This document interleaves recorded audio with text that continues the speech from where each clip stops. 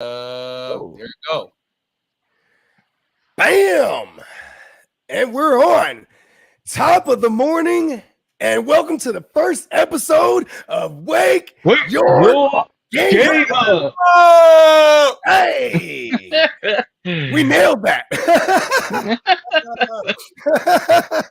Yeah. swear to God, it went better than I thought it would. Man, top of the morning, fellas. How y'all doing, man? Let's go around the horn. Guccini, let them know. Top of the morning, everybody. Man, this is a hell of a day right here, man. Kicking off the Wake Your Game Up show, man. Man, I'm happy to be here. It's the morning, you know what I mean? We just opened our eyes, something to be thankful for. Now we get to be thankful again to be on with y'all and to talk this fantasy football and just NFL news in general, man. 100%, man. I feel great, bro. Thank you for letting me come pull up, big bro. Come on, man. This is our show, man. I appreciate Now, y'all. Kidda's just Yo. coming off of his graveyard shift. How you feeling, Kidda? You know what? I got the old faithful. Yeah. It's all about the game right now, though. You know, I've got plenty to talk about. If you all don't mind, though, I'm gonna be breaking away to grab me a couple of these. You know what I mean? Oh This yeah, is it's all just good, man. this is Breakfast just is bam. how I roll when it comes to these hours. So, but Yeah, we're not judging you. I'm happy to be here. You know, it's 5 o'clock. hell yeah, If anyone's to be judged, it's me. I'm having breakfast beers for real. yeah. Yeah. Yep. Well, you know what? Shout out to everybody that's tuning in on the Guru Nation podcast. Shout out to everyone checking us out on the GWN. And shout out to everyone checking us out on the Heart to Start podcast. Man, we multi-streaming, simulcasting. You know what I'm saying? Universe, give us money. Let's go. Also, Yeah. shout out to our man Spencer Guru. He will be pulling up shortly. He's in a bit of some traffic right now. You know what I'm saying? That NOLA traffic in the morning, I'm sure can be unforgiving. And I know it's reminiscent of places like a New York and a LA. So, you know what I mean?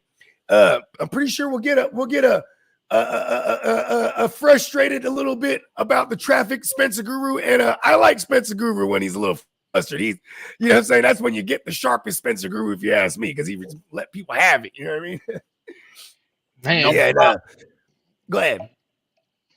that NOLA life, I didn't realize he'd be trucking it somewhere this early.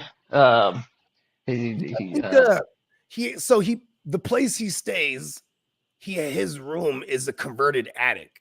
So it's an attic that's converted to a room.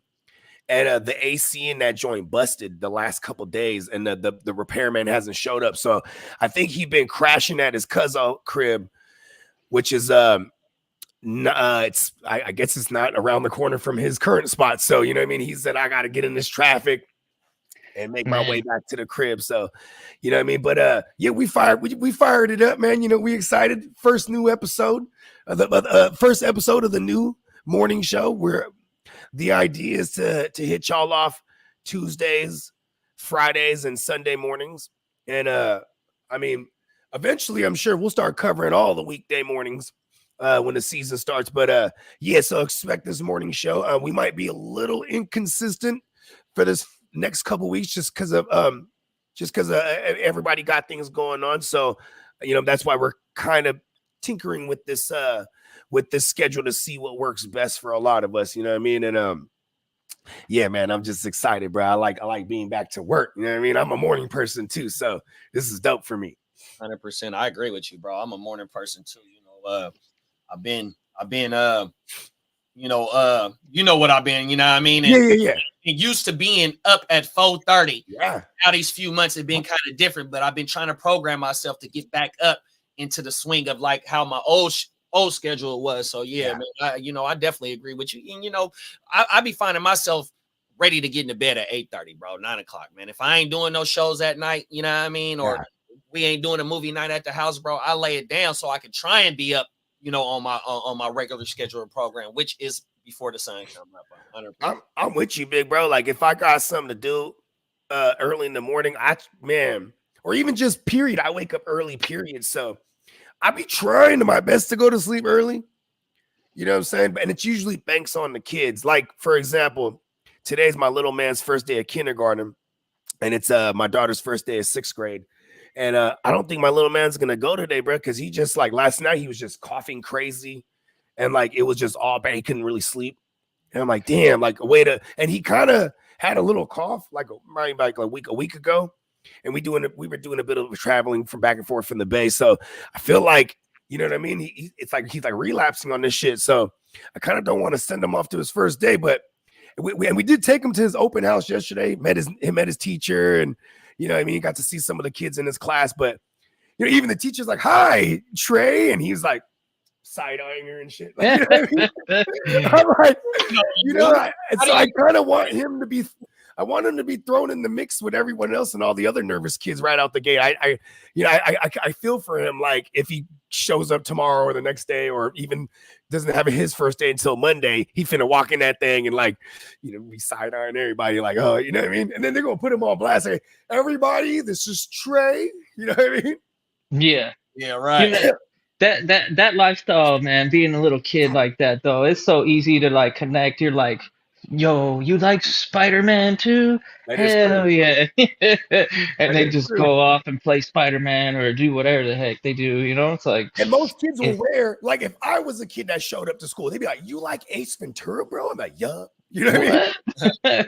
Like, you know, they wear it on there. Like he got Bluey shirts and Spider-Man shirts. He got dinosaur shirts. You know what I mean? It's kind of like gonna open it up, like, you know what I mean, for combo. Yeah, I had the Super Mario Brothers, that's for sure. I think that was my first day of kindergarten. I was wearing the Mario Brothers. Okay, brother. Hey, I would have been the first one that came up to you and said, "Hey, bro, I love Luigi. Yeah, can I come over? Can I come over and play some Nintendo?" Right. I would have been like, Luigi, dibs on Luigi. I got a question for y'all though. Do y'all got any of your friends from kindergarten on your Facebook or any of your socials? Yep. Crazy. One of my best friends till this day, he's one of the dudes like I almost never talk to him, but it's just like birthday texts and Christmases, and we might see each other at functions here and there, but we will never skip a beat. It's like he's like my real brother. That's like, you know what I mean? Like the one that like lives far. Yeah. And like don't really talk to no one. And then when he sees me, he'll be like, you know, I don't fuck with no one but you, bro. You know what I mean? Like he's that homie. And like he's always trying to apologize for not, you know, I should see the kids more. I'm like, man, it's all good, bro. Like, because he's lives a different life than me. He's you know, he's settled down now, but he still ain't got no kids type shit. But like, so he kind of ran around for the last 20 years doing his thing. You know what I mean? Oh yeah. Mm-hmm. Yeah. You know what I mean? And then like, but yeah, he's probably the only one. And he was definitely when I came in the middle of the year, and they said, who want to show him around? And he jumped up and was like, I'll do that shit. You know what I mean? Yeah. So, and it was on ever since. So, you know what I mean? That's kind of, you know, I kind of hope my son, you know what I mean? I hope even for my daughters, man, my oldest daughters, they still connected with some of their friends from kindergarten and first grade. And I told them, I said, you know, you got to hold on to those ones, especially if they're good people, you know what I mean? Because that's as good as family. You don't just find somebody. You don't just be like, you know, as grown men, we don't just be at the bar and be like, hey, bro, what's that? A Mario Brothers shirt? Right. Hey, man, I like Mario Brothers. Hey, we should hang, man. You know what I mean? You know, that's weird. You know what I mean? You know what I mean? Outside of like work or maybe even what we're doing content and stuff, it's circumstantial. Like you'll meet people through these different circumstances outside of like the relationships you might have built from elementary school and up. You know what I mean? Like you really can't replicate that as an adult because you're growing with these people. They see you grow to become who you are. You know what I mean? 100%. Yeah. Because when you're an adult, like when you're in the workforce and then you switch companies, like I don't know, for me anyways, it's like, oh, okay, you know, it's like we'll stay in touch, and that might last for a little while, but eventually it becomes like, oh, you know what, if I don't have that, like, it might have just been a work thing, right? Yeah, for sure. I think most adult interactions are gonna be that way, unless you're like focused on something extracurricular. But a lot of the times, as adults, since we work so much, that's our real interaction is at the workforce. It's funny that you say like somebody from kindergarten. Myself, I mean, I lasted almost through all of kindergarten. I think I had enough time in service, if you know what I mean, because I got expelled. So I couldn't tell you if I would have connected with those people. I know I had some good friends. I actually heard this story. Yeah, it's a pretty wild story, you know. Can I tell? Can I tell the gist of it? Well, it's like fucking. Actually, eh, we will tell that story. it's okay. It's not a weirdo It's story by not. any means. It's kind of violent. Nah. Yeah, it's just me being. He broke the teacher's arm. Yeah, she's an old lady though. I'm a 5-year-old. I didn't want to get punked around, and she accidentally fell and she landed on her arm and she broke it. And the funny part about it is it all started because we were going to a field trip to the library, the community library, not the school library. So Yeah. we were all supposed to walk in, orderly fashion, and I'm kicking it in the back with some of my friends, and my mom, she had taught me the adult language by then. So I'm shouting obscenities to passerbys, and the teacher's like, yo, you gotta chill. You can't be talking. She's an old lady, so she didn't use that verbiage, but she basically told me, it's like, she's like, you can't, you have to behave. That's basically the gist of it. And I'm not willing to listen. So she grabs me by the wrist and she's like, okay, the whole class is going back to class. And I kind of like ripped my arm from her wrist, and then that like jerking motion brought her down. She's probably like close to 70 years old. So when she took the dive, she landed wrong, and she's sitting on the floor. I'll never forget it. She's looking at me. She's like, I don't care what you do. I said, okay, I'm going home. I knew how to get home. I walked halfway to home, and all of a sudden it was like an apparition of like my mom. I was like, oh, fuck. I'm in serious trouble, aren't I? So I walked it straight to the principal's office, and they told me, I said, hey, you're getting expelled. So I had to find a new school, and that was okay because I was still young. So 1st through 6th grade, I was at the same elementary school after that. And growing up in that area, because I unfortunately was a renter, just probably like a lot of people, but you end up having to switch communities after a little while because your parents do whatever they want to do. So I switched a whole other area when I was in middle school, high school. I didn't, keep in touch with my elementary school friends, but a lot of us on these channels are familiar with Hustler and I's relationship. We've been fucking friends. You go back with him. Like our families have been friends forever, so he's probably the closest thing I have to like a guy that was in kindergarten, because we're not far off in age, and we were both little when we were hanging out for the first time. We learned a lot of things about Kidda this morning. Hey, that's a little piece. I mean, I guess on a scale. I know a lot more. It's funny. Don't let the spoon taste full. Your kid is a savage. Yes. Hey, what's funny too is see, I have a quick kindergarten story. So I went to kindergarten in San Jose, where I'm from. Then in 1990, my parents, they finally bought a house, and it was short-lived. They bought a house. It was out in Tracy. Tracy's like outside of the bay. It's in the valley, and it was like new developments, and it was like, where you get these big nice houses for cheap, quote unquote, and you just had to commute like an hour plus every day each way. So you're talking about 3 hours plus of a commute every day. And I went to kindergarten. So I went to kindergarten in San Jose. We moved there. Apparently, I failed whatever curriculum test they gave me. Like they're like, oh, he's ready for 1st grade. Okay, all he has to do is pass his little fucking, little test real quick. Make sure he knows everything that he needs to know coming out of kindergarten. I failed that shit. So they put me back in kindergarten. So Guru, what's up, brother? Guru. What's up, man?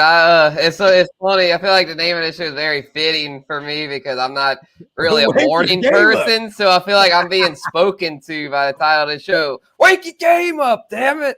Hey, you missed the intro. That's the whole idea was we're all gonna collectively try and time that out. Like top of the morning, and welcome to the first episode of Wake your game up. Nailed it. Hell yeah. Well, I made it. We're You know, so like I said, I'm intrigued. not a morning person, so I'm going to have to adapt, but, you know, we'll get there. We'll get there. By the season starts, I'll have my game woke up for sure. Yeah, hopefully that roadway was nice and breezy for you. Well, that's the thing. It wasn't, so that's why I'm a little late here, because that roadway was clogged up. You got a bro. good guru ranting you? Oh yeah, man. It's like, You what let the are you traffic have it. honking for if you're stuck in traffic? Like, Oh no, that's seriously, a bro. classic. I Like, what love are y'all doing that. doing, bro? They were doing that in New York, bro. Like, it's No, just, you can adapt. You know, when you're on the road, because I was commuting 115-mile one way for probably like 3 months when I first started this job, and I just got irritated. I didn't have time, or I didn't have the energy to put up with the bullshit because you do it every day, and the same slow up happens at the same area every day, and then you get past that area, and you're like, "What was that fucking for?" So you lay on that horn, you'd be surprised the people in front of you go, "Oh, okay," and then they keep going. It's oh, not all like right, all right. it's not a counteractive thing where they go fucking slam the brakes and stop, and they're going, "What?" Yeah. They keep going, and I feel like, yeah, I would just do it. I would because I'm going probably too sure. fast for traffic anyways because I just really You don't look have back the in the Yeah, patience you rearview got for mirror. it. It's places to Spencer be. shaking his fist. Yeah, Yeah. actually, I did have to honk someone today at the light. I was about to get back to the house here, and they had someone just like hit a green light, and they just weren't going. I honked their ass because I was like, bro, I gotta get here, bro. It's Like, green, I goddammit. got shit to do. Yeah, Would like, what are you y'all doing? feel like Get a the fuck dickhead? off your phone and What pay if he- attention and What if he get said, going. "Look, bro, I'm colorblind," and you're like, "Oh shit." I hate it when it goes uphill or around a bend or whatever, just because you can't see like a mile ahead of you. People go, "Oh shit, I bet you there's like a backed up traffic jam up there," and they start to slow down to a crawl. But really, there's nothing going on up there, so they should just go.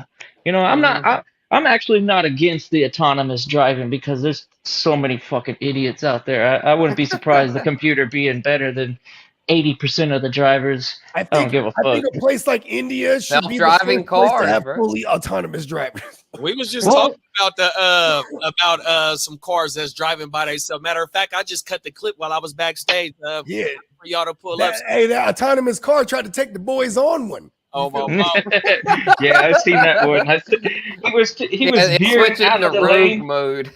hmm Well, you know, if that's a pretty good insurance settlement if one of them bitches hit you. So I bring it on. I still don't even care. Like if they want to hit me, that's all right. They got enough money to put a bunch of fucking vehicles that are autonomous. You know, they could pay me and my coverage off. That's Hey, easy money. I'm glad you said that because I got something brewing in the coffee pot right now about something what you just said. I can't say too much about it on camera. That's easy money, man. I don't care if you hit me, bro. Oh, I, yeah. seriously, big bro. Yeah. Don't lie. Fuck it. Yeah. Well, shoot, man. I know we've been on a little minute here. What have we covered any of the topics yet? No, Nope, we about to right now. Oh, all right. Bet. Do you need me to type them out? Because I know we had discussed if you that want 'em- too. I got I see. They're already do in there. see. Good Okay. looking, y'all. They're already up in you here. already know how we do it, big bro. Come on, man. Yeah, let's Facts, go. bro. Who we gonna kick this thing off with? Right. Aiyuk, Addison, Adams, all Let's the go with the triple Aiyuk. A's. Who we going with? Let's go with the Aiyukin real quick. So go, All right, bet. go ahead, bust it. Brandon Aiyuk requests a trade. Where is the best landing spot for him in fantasy / real life? The Niners.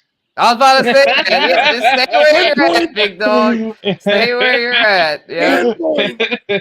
Okay, Yeah, I think this whole trade request thing, I'll just kick it off with my early thoughts. I just think this trade request is leverage here. I don't buy it because to me, if you're Brandon Aiyuk, you're in the perfect fit in the best offense, one of the best offenses, prime of your career. Debo's not getting any younger. Ricky Pearsall's just a rookie. CMC and Kittle aren't getting any younger. Like, bro, you are the future, bro. You could be the next Jerry Rice, the next T.O. You know, I don't know, that's obviously high standards, but it's just one of them deals to where you're in the prime of your career. To me, if you're Brandon Aiyuk, you want to get this deal done but you got to do what you got to do business wise. I mean, so understand why he. That's not I know that's a crazy comparison, what you said right there with the Jerry Rices and the Terrell Owens, but you could say a receiver who could be the next long-standing. That's what I meant. Receiver. The next great Niner receiver. Who was that? Michael Crabtree? Like, what other receiver have we had that kind of went the distance with us? You know what I mean? Like, stuck around. Yeah, T.O. left. Yeah, really, since Jerry, bro. Y'all haven't had one since Jerry that lasted. No one compares to Jerry production. Yeah, I mean, he's the GOAT. What I mean to say is what I'm hinting at. It's just someone who's a long-standing, like, stayed with us and rocked facts. Yeah, I mean, like Kittle's been like that. But there you go. I get your point, though. Yeah, Kittle, I think he's a Niner for life. CMC will finish out a Niner. But yeah, Debo, it's just Debo's getting up there to where I feel like Debo is the kind of player, he had his moment, but the way he plays, he gets hit so much to where I think Aiyuk being a more traditional receiver, I think he's got more long-term potential. So to me, if you're the Niners and Shanahan, you got to get this guy locked up. You got to pay Aiyuk. To me, he's earned it. What he put up last year, to me, showed that he's capable of being a number one. And he's just scratching the surface. So, to me, you got to pay this man. Yeah, the business can be tough, but I think they'll get something done. But anyone have any counters to that? Anyone feel like he should get traded? I'm with you on everything you're saying, but for having fun's sake, right? Because this guy is disgruntled. He's disgruntled. He wants up out of there. And if it came to fantasy, 100%, I say he needs to stay with the Niners. Or give me the Bills, bro. Yeah, I mean, the Bills are interested. Low key, they're interested. They're not the loudest voice that's interested right now, but you know what I'm saying? And they can pay the dude. And, like, there's X amount of vacated targets, 200 plus, right, JD? What we looking at? 221 vacated targets. And, like, where you can still have – you don't have to put a bunch of pressure – on the shoulder blades of a rookie Keon Coleman and really get the Coleman. That's right. Bring in a proper, true X receiver like a Brandon Aiyuk. You feel me? Fact. I don't want him to go to the Steelers because that's fucking whack. Oh yeah, hell no. We don't want him to turn into the Arthur Smith's latest failed project. That would be whack, and we don't want him to. I mean, we don't like. Okay, please no Pittsburgh. Okay, let me ask you, JD. Is it Minnesota? I mean, Minnesota. It's like, I mean, that could be interesting, but you got Jettis there, who's a clear alpha, and then rookie QB McCarthy. He wasn't even that good in college as a passer, so I wouldn't want that either. I think the Cowboys need another weapon, really. I mean, they ain't letting him go there, bro. The Niners will not let that happen. Like I said on last show about the Monty thing, like the Lions are not going to let Monty go there. Same with the Niners and Aiyuk. They're not going to let Aiyuk go to the fucking Cowboys. The fantasy perspective, though, like, because can we really just throw the ball to CeeDee Lamb 200 times? Let's just do it. Yeah, I think he'll catch one. He'll probably break Mike Thomas's single season record. Let's just do that. At this point, there's nobody else out there. So, I mean, but the team, if they're going to take the next step, they've got no running game. I mean, like Rico Dowdle and the rest of the crew, they might be able to string together. I mean, I'd like him for fantasy as the aspirational zero RB building team is like definitely looking at a Rico Dowdle going, oh yeah, give me that. Give me Mostert, Rico, Kendrick Miller. Popping up with Kamara before. I kind of did that in the Superflex mock. I think James Conner was my RB1. I waited hell on running backs. Let's go. But I was cool with that because I was stacked everywhere else. My first 3 picks in the Superflex mock 12 teams was CJ Stroud, Dak, and Kelsey. Yeah, I think Aiyuk should just, bite the bullet, play out this season, get his 140 targets with 100 catches maybe, and then really get paid next season. I know it sucks because if he gets 3 beat. Because this would be 3 in a row, right? Where he had some badass years. If he could do it this year with the Niners, it would be 3. It would be 3. because it's Yeah, Boom. I 3 out think of he's 5 looking is at a good Waddle as ratio. Waddle got paid. He's like, I should get paid, and Waddle got a good guarantee. I think it was Right, like there's what a lot of 80 guys million, been getting it was paid. so Yeah, 70 Waddle, plus. St. Brown, 78, a lot of them been 80 getting or something. paid. Yeah. Yeah. yep. Yeah, I my mean, thing. Oh, the money is good. I don't hate Ayuk's mentality. You know, I don't think a player is obligated to go team first. Yeah, because he's not the quarterback. He's a fucking wide receiver. So um, he's not the team captain. He's a piece, and these pieces need to get paid to really feel like their career went somewhere. You know, sometimes I know Yeah. like Spencer was bringing up the legacy. You know, it's like, oh, I can be a Niner great, but I don't think most players nowadays give a fuck about being team specific greats. Hey, don't ruin my dreams. Hey, this is the fantasy life.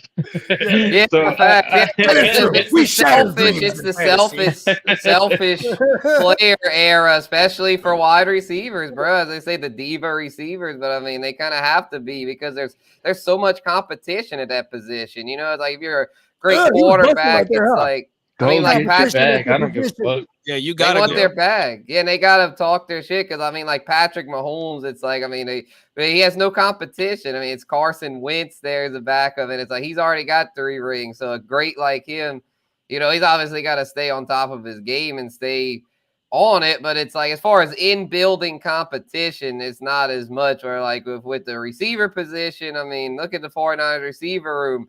They literally just drafted is there Ricky Pearsall in the first round, and yeah, he was placed on that NFI He list. might be one of the new great white hopes, bruh. I mean, I mean, they took him in the first round. Shanahan obviously sees something in the kid. Hey, how many they of y'all should did have got with me? old Laddie. When they drafted I thought him, they how were many going of to y'all go scratched your head? Laddie. 'Cause Yeah, I was kind here's of my surprised thing. they took Pearsall. I guess Shanahan figures he's a better scheme fit, though. I feel like the He's more Niners, they physical, draft for guys sure. that they think are going to fit their scheme. And you got to be physical with the Niners. You know what I'm saying? I think Exactly. He must have Laddie- viewed Ricky Laddie, as you more know what I mean? physical than Laddie. Well, the Senior Bowl of Pearsall was like off the charge. Yeah. But also, too, I scratched my head all the same with the Ricky Pearsall first round draft pick. Same time when we drafted Brandon Aiyuk in the first round. So, you know, and JD always used to pound it home, bro, and say, listen, bro, he needs to do it like multiple years in a row. Like we barely saw it this last season and the season prior to that. Otherwise, he's flashed a ton, but the consistency, it's starting to be there. He should play under this 5th round option, bro. JD, what you think?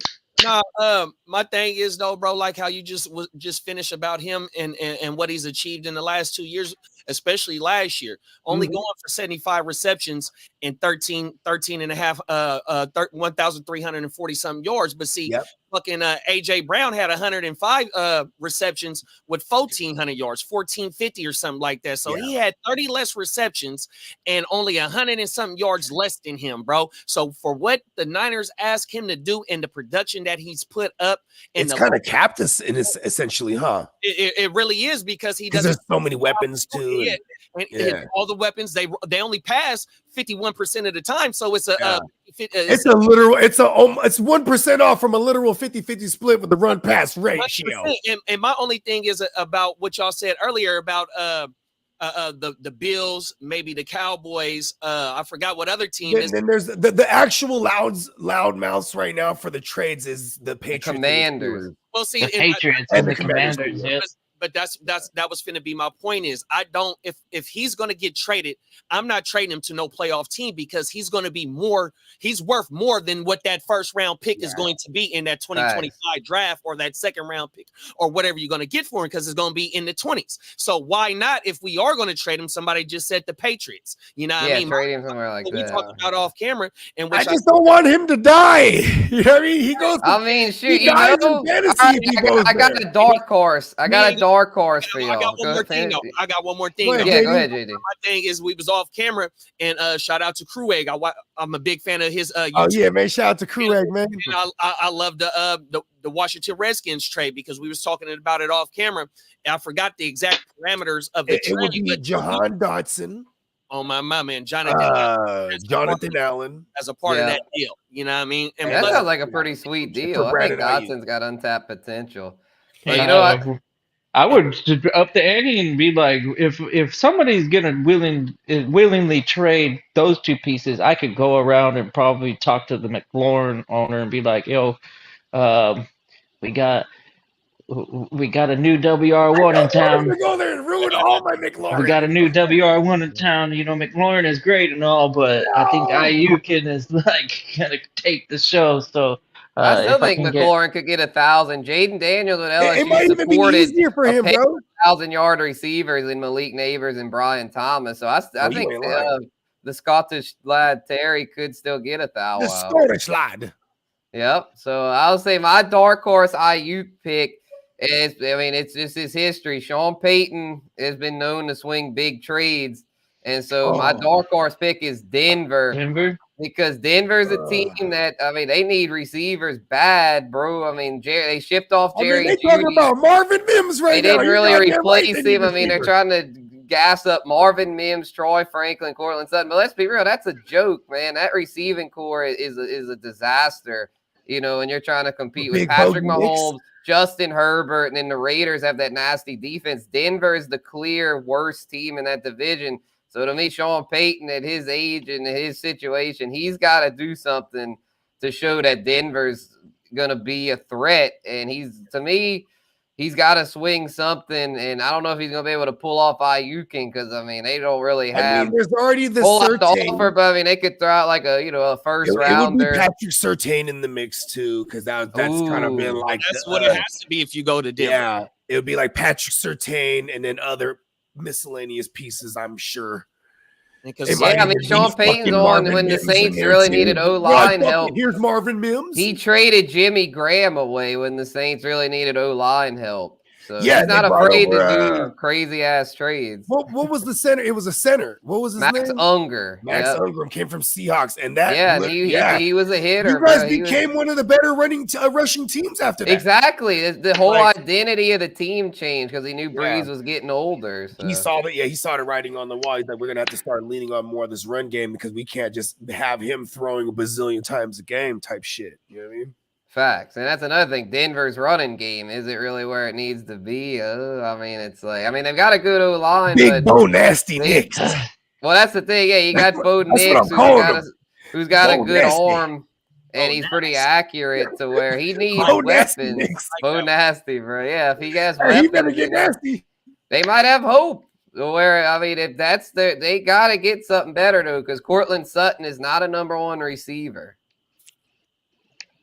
It depends on how you look at it. Health wise, he might not be as consistent as we wanted to. But when you watch the tape and you watch, he gets off on fools, bro. Yeah, I like him as a 2. Like if he'd be a 2, like if he had Aiyuk and him, and then Mims and Franklin, that'd be a pretty. I'm not a Broncos fan at all. But I have never seen the Broncos have just like a shitty ass season, and that's coming from an ex-Chargers fans now living in the Orange County area, watching the Rams and the Chargers still week by week, and the Broncos, for whatever reason, are always competitive. And I wouldn't be surprised to actually see Troy Franklin, Marvin Mims, and Cortland Sutton being really valuable late round picks for fantasy owners. Like, those guys are not scrubs in terms of like talent. The team might be shaky off of preseason practice, but once they get going, the Denver Broncos find a way to win. I just don't know what it is about that team. It's because they're in that division with the GOAT. You know what I mean? They got Mahomes twice. Okay, that's gonna require you to score some points. They got the Chargers and the Raiders. Those are teams that are probably gonna traditionally score some points too. But for fantasy perspectives, as long as these guys, because that's the knock on Mims and Sutton right now, is that we've never seen a consistent output from them at the moment. But who knows if they do all end up driving and staying on the field for 17 weeks, we might be in for a pleasant surprise. Mims was no slouch in college, and Troy Franklin listen, he and Bo flashed Nix, a ton. they already have a great deal of chemistry. And Cortland Sutton, I've watched plenty of Sutton and gone, damn, that's a fucking player. And then Cortland Sutton gets down, man. When the court is in session, he takes them, bro. You know what I'm saying? You He know had what? 10 tugs last year. Yeah, yeah, it's kind of crazy, huh?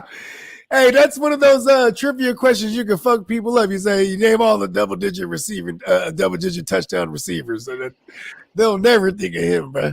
Yeah, he was one of them. They had another surprising name in there too. I can't think of it right off the rip here, but they had a couple that I was like, man, that guy had 10 touchdowns. Well, the guy from San Diego stats. State. The guy from San Diego State, when he's healthy, I can't think of his name right now. Tim Patrick. That's another he just impressive had a receiver. bunch of injuries, man. Right. But yeah, with all the injuries, Finally he was healthy. looking pretty good. He's had 2 season enders in a row, so I don't know if he'll ever be the same. Hey, doesn't he sound like a created player? Tim Patrick. Tim Patrick.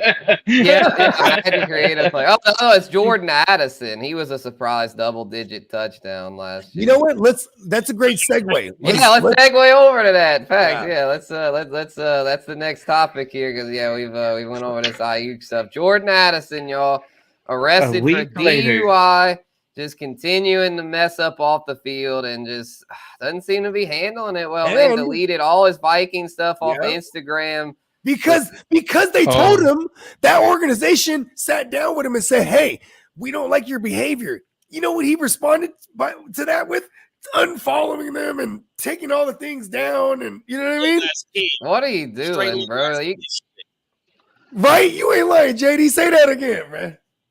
That's little kid shit, bro. Grow the fuck up. Shit, man. Yeah, exactly, because man. I'd be forgetting if that's an outcry to say, hey, trade me, how's the organizations looking at you as a potential contributor gonna take that as? Like, no one's gonna want that guy. I mean, it doesn't matter how productive you are. If you keep slipping up off the field, I mean, you're gonna end up suspended. I mean, like Rashee Rice, bro. I mean, that's like you keep messing up, man.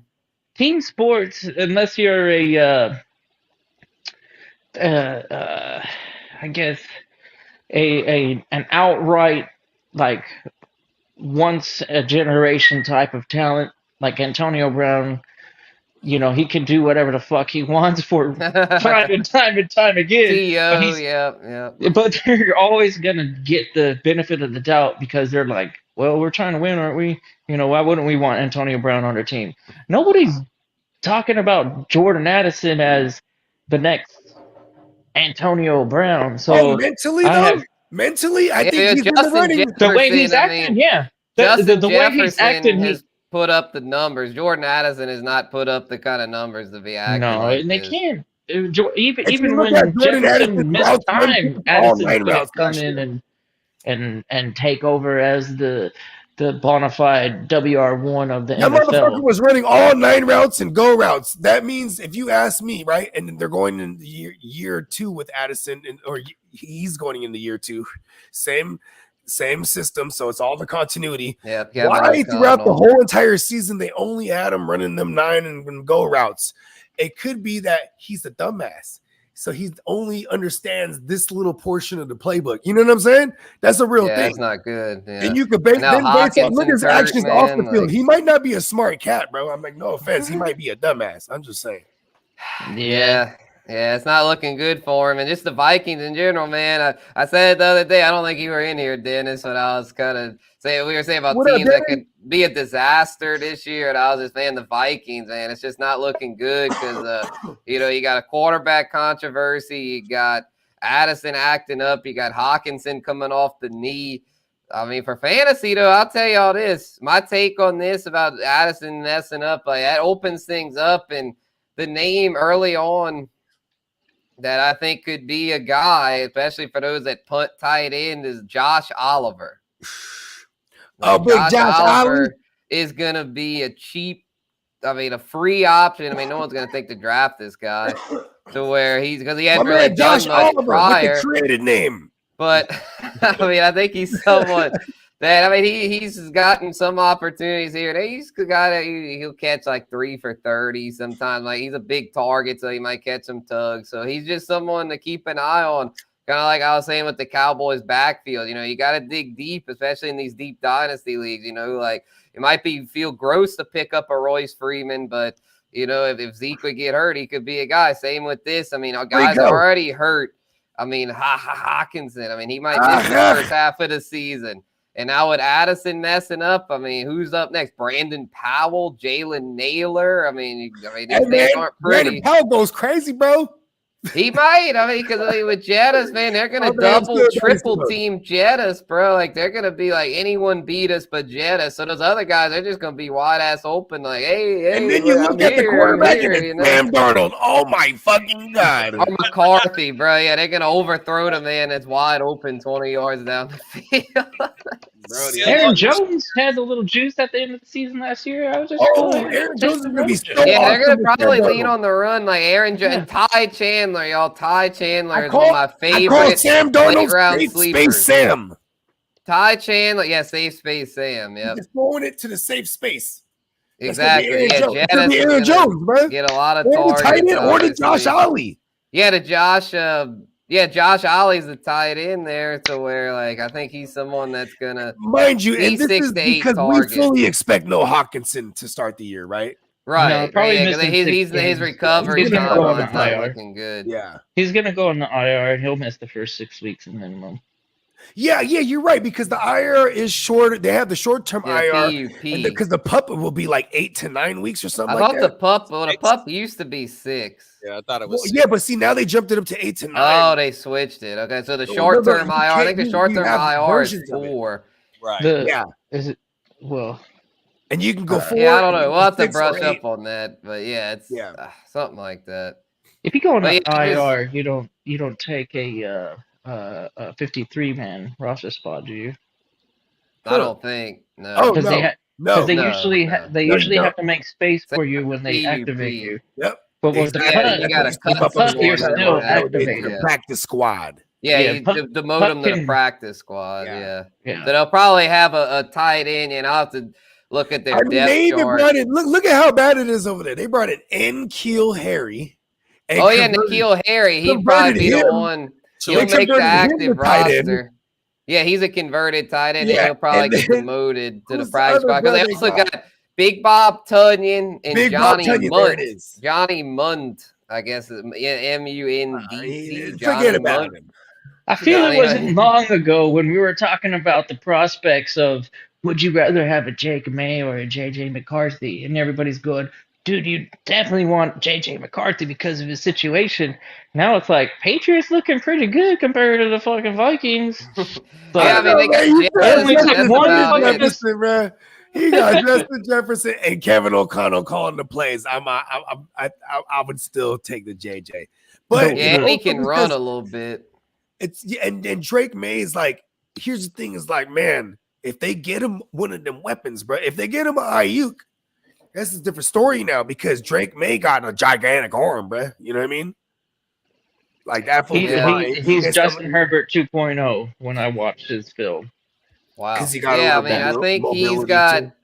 they're doing it right with New England. I think they're just going to ease him in. The beef brisket will probably get the first 6 week starts. And we looked at their schedule last show, and it's pretty brutal to start. Like they'll probably start off like 1-5 or something to where. And then we see Drake May. Yep, then we see Drake May, and I think they just ease him in. I think early on, he'll just he'll hand it off a lot to Rahamador, but as the year goes on, I think those receivers will develop. Jalen Polk, DeMario Pop Douglas, Javon Baker. I mean, that's got the potential to be a pretty solid 3-wide set, and you got some veterans there with Kendrick Bourne, KJ Osborne, Hunter Henry. I mean, they've got some okay options over there. Juju, they gotta cut Juju if I had to guess because they also got Jalen Rieger who they like. What about the Booty? Returns. Oh yeah, the Booty. Oh yeah, they dropped the charges, bro. Yeah, I don't know who his lawyer was, but man, he hired him a good ass lawyer because he got all them charges dropped, bro. I bet they paid off a Louisiana legal system scrub. I bet he got a lawyer to pay off. He probably got Gordon, the one that's the richest lawyer in Baton Rouge. I bet they paid off the judge and they dropped all the charges, bro. all the gambling charges because they had hard evidence against him, bro. You heard me? The booty is free. So I mean, The if booty he is free. It is free, huh? to where I mean, shit, man, he'll have a chance to crack the roster. You telling me I'm Belichick is no more Belichick now, so they'll give him a fair shot. You know, first year head coach. I mean, that's the thing. When you're the first year head coach, it's a true competition. There's no favoritism. So y'all think Addison gets some punishment here because it's kind of a history now of vehicular like incidences? That's where Oh yeah, facts. 4 to 6. The backlash alone. Yeah, The fact that he's going, oh no, he's you know not what? handling it well either. Nah, he's definitely. He needs to own it, If bro. he could just be own it. mature about I'm and gonna like draft him everywhere accepted in his redraft. punishment, or Yeah, I'm drafting him guess- everywhere in redraft because he's gonna fall because of this shit. You feel me? the thing is, he's Well, gonna that's take kind up of a Rasheed roster Rice, spot unless your IR allows suspended Oh, yeah, you're right. players. Good You know, point. Good some point. league do, but not all leagues do. Yeah. that's I that. think my important leagues do it, so we're good. You know what though, bro? He really needs to take a lesson from this, not only from his mistake, but we just seen the young brother. Oh who yeah, bro, the young week ago. corner, bro. Yeah, his teammate His literally teammate got just died in an alcohol-related vehicular. And then also, You know what he was homicide. thinking? It's like, I didn't know that guy. He's like, I met that guy once. Maybe He was in the maybe Rolls once. Royce. He was in the Rolls Royce with his face down or something, right? Like just faded.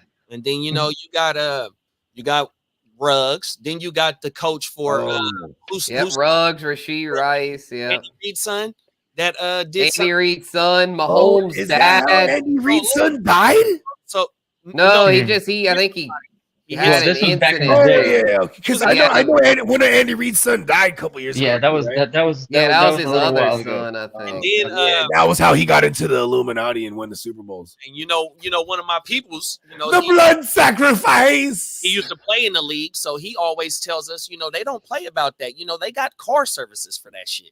100%. Here's what Chris Carter would tell the rookies. He'd be like, get you a ride. Have you a driver. Everywhere you go. No excuses. But And I fuck with Chris Carter, bro, because he could tell them. Every rookie. yeah, he learned from Symposium- experience. Am I saying that right? Symposium. Yeah. Yeah, Okay. Jordan Addison. He That speaks obviously to them. went. Every year, Yeah, Chris every Carter year. speaks to the rookies, says, don't do cocaine, don't drink and drive. He's Yeah, telling he all gives them the shit that symposium he every needs to year. do. Yeah. You feel me? Addison probably skipped the symposium and was down in a 40 in the back room. Fuck that fuck Chris Carter. Hey, man, and see, it's shit like this that Oh, reminds my me that, oh shit, they are kids. Because when I was that age, I was doing some dumbass shit too. I ain't gonna I would try my best not to, get behind the wheel. But yeah, they were definitely, when I was that age, I'd be slamming them bottles, bro. That's for sure. Yeah, You feel invincible, man, at that age. Like when I drink alcohol, I'm just gonna keep going, bro. I'm invincible. said I at wake that up age, the I was next like day in a pile. How much older are you than gas. Addison? Like 2 years? He's like, yeah, 2 years ago. But the thing is, I feel like I'm grown up. I think he's Yeah, but he's no, like, you were like right. No, I 22. didn't see I'm you grow in like this last 4 4 years years. older, but I feel like in that span, I feel like he's 22. We're actually almost the same age. He was born January 27th. I'm January 23rd. Oh shit, he has the same birthday as my lady. Oh wow! Hey, no wonder he won't listen to nobody, bro. Yeah, bro. I'm not gonna lie. When I was 22, bro, I was slamming the alcohol, bro. I thought that shit was. I was like, it ain't. But after I had enough reckoning, so I was like, I'm cutting back. Hey, Spencer bro. could drink, bro. I've drank with I'm Spencer. cutting back. Oh, what, bro? Because it's like I built up the tolerance, bro. Like that South Louisiana drinking is no joke. He drinking. He grew up with drinking moonshine. I've had it some, I've had it. Goes crazy, bro. It really do, bro. It hits, bro. It hits you so much, where you really feel like you're fucking bulletproof, man. Like I said, they take the boy. You want to take the boys on one after drinking moonshine. Hey, real talk. We're taking the boys on frozen goods. No. Throw the motherfucking hands up, pig. If you didn't have that badge on, it'd be on the cracker right now. Hey, those videos are my favorite though. When they say, take the gun off and the badge, put it down. See me like a man. And the cops be like, come on, bro. Yeah, "Nah, you like a man, bro." It's a video on World Store right now where the police got the boxing gloves on with one of the rallies in the hood. I don't know what state it was on, but Oh, word. they got That's it. wild. Did they Rallies beat on his now. ass? That's not in Oakland.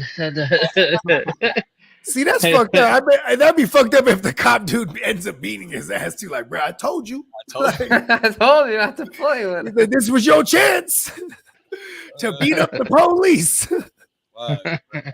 Oh my better god, be I training believe hard. it, bro. You I doing bet my the whole city.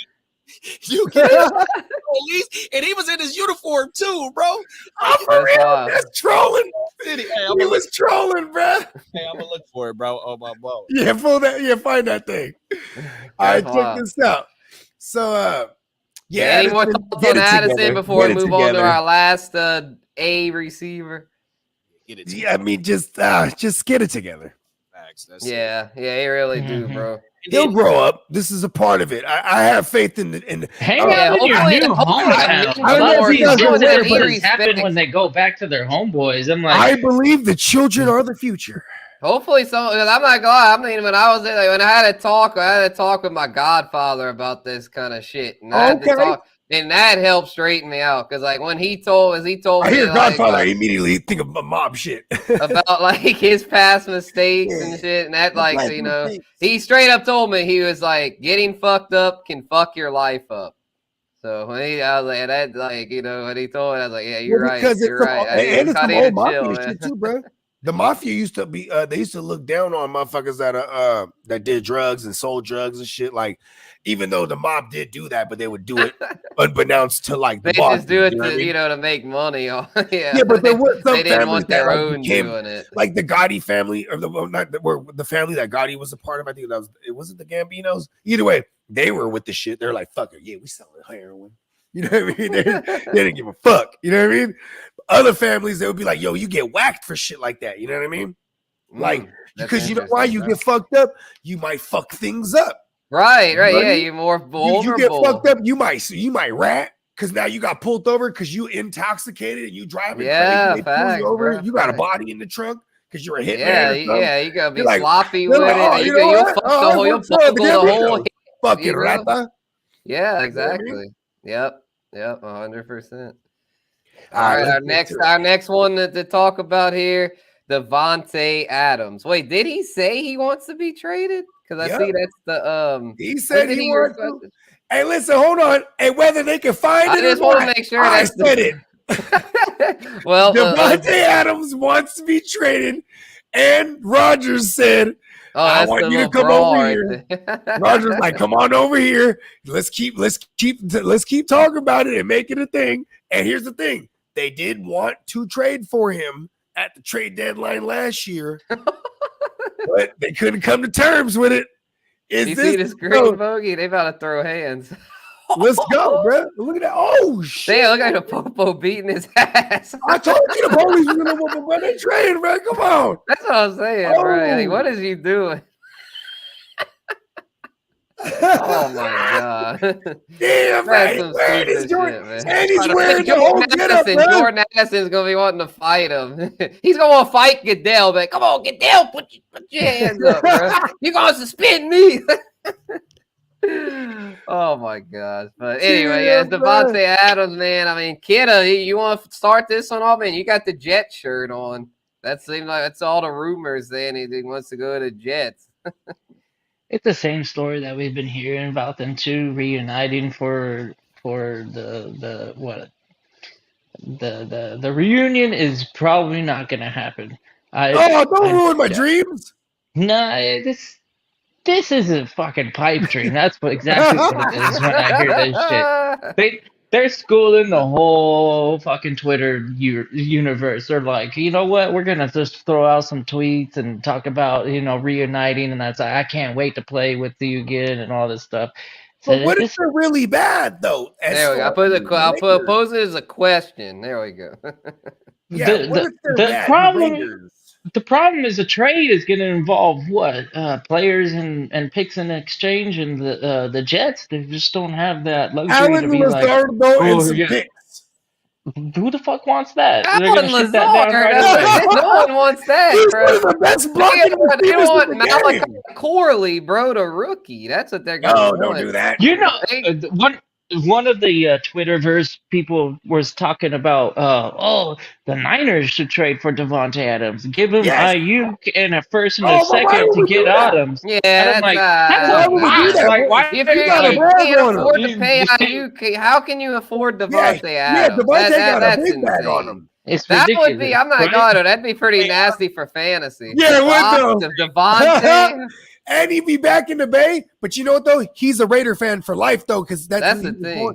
He was born and raised a Raider fan, so I kind of don't want him to play for my Niners, but I ain't gonna lie to you. He hates us. Yeah, it's just Yeah, Yeah, he because does. man, on receiver, He I don't know if hates y'all saw us. the clips from the Netflix receiver show, but man, Yeah. he was getting so heated, bro. When Jimmy G overthrew him, he slammed that helmet. It was like, fuck. What the man? I put all of Yeah, this. bro. What the fuck? This team, man. He's like, I can't. I'm gonna Hey, get remember killed when I- playing for this team. Remember what I told Never y'all been last hit year? this much in my career ever. Like this is insane. Like I I'm gonna told get y'all killed Jimmy was out going to be here. bad for Devontae. Remember last year? This Yeah. time last year. Hey, and I that said- clip said he values winning. He values being great or excellence over winning. Let's Ooh. go. That's Well, what then he he'll said. probably stay with the Oh, he- Raiders because I feel like he's for his legacy purposes, he's Oh, gonna want is he a Capricorn? Is he on the cusp? Oh, is play he for on the the cusp? with Dad? Raiders and Hold on, when's Devontae Adams' birthday? Let me see. just be like, I'm about to look it up. Devontae Adams' birthday. Just be like, yeah, he's capped December 24th. Oh, he's on the 24th. Okay. Oh, he's Yeah. Christmas Eve in this motherfucker. Yep. He's Yeah. Jeebus. Okay, He's almost Jeebus. He is done Jeebus. deal. He's born on the 24th. He's the Raiders Messiah. He said, I'm the next coming, motherfucker. Fuck winning. Yeah, that's the thing. Yeah, you go to Raiders. Yeah, that's the thing. Yeah, if he was really valued winning, he'd have stayed with the Packers. But No, because they were transitioning. It also said something about maybe him not valuing. Oh, yeah. He love knew. to be because remember they was transitioning. Aaron Rodgers was already out of there too, though. Yeah, well, Rodgers stayed in 2022. Rodgers was still there.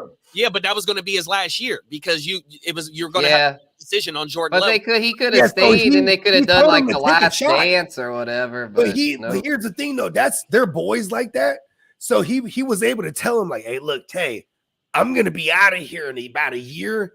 Do what you got to do and get the bag, bro. You know what I mean? Mhm. Yeah, so Tay was probably like, fuck. And then this, I'm he outta went here. straight to his other boy, the guy he played Derek with Carr. in college. And they were college roommates and they're That's right. Bible That's study the thing brothers. that's so They went wild to with that Bible whole study thing. together. You know? Yeah, that's the thing that was so wild about that whole thing was the way the Derek Carr thing was such a disaster. Well, like, because they went and kicked Derek Carr away too, real quick.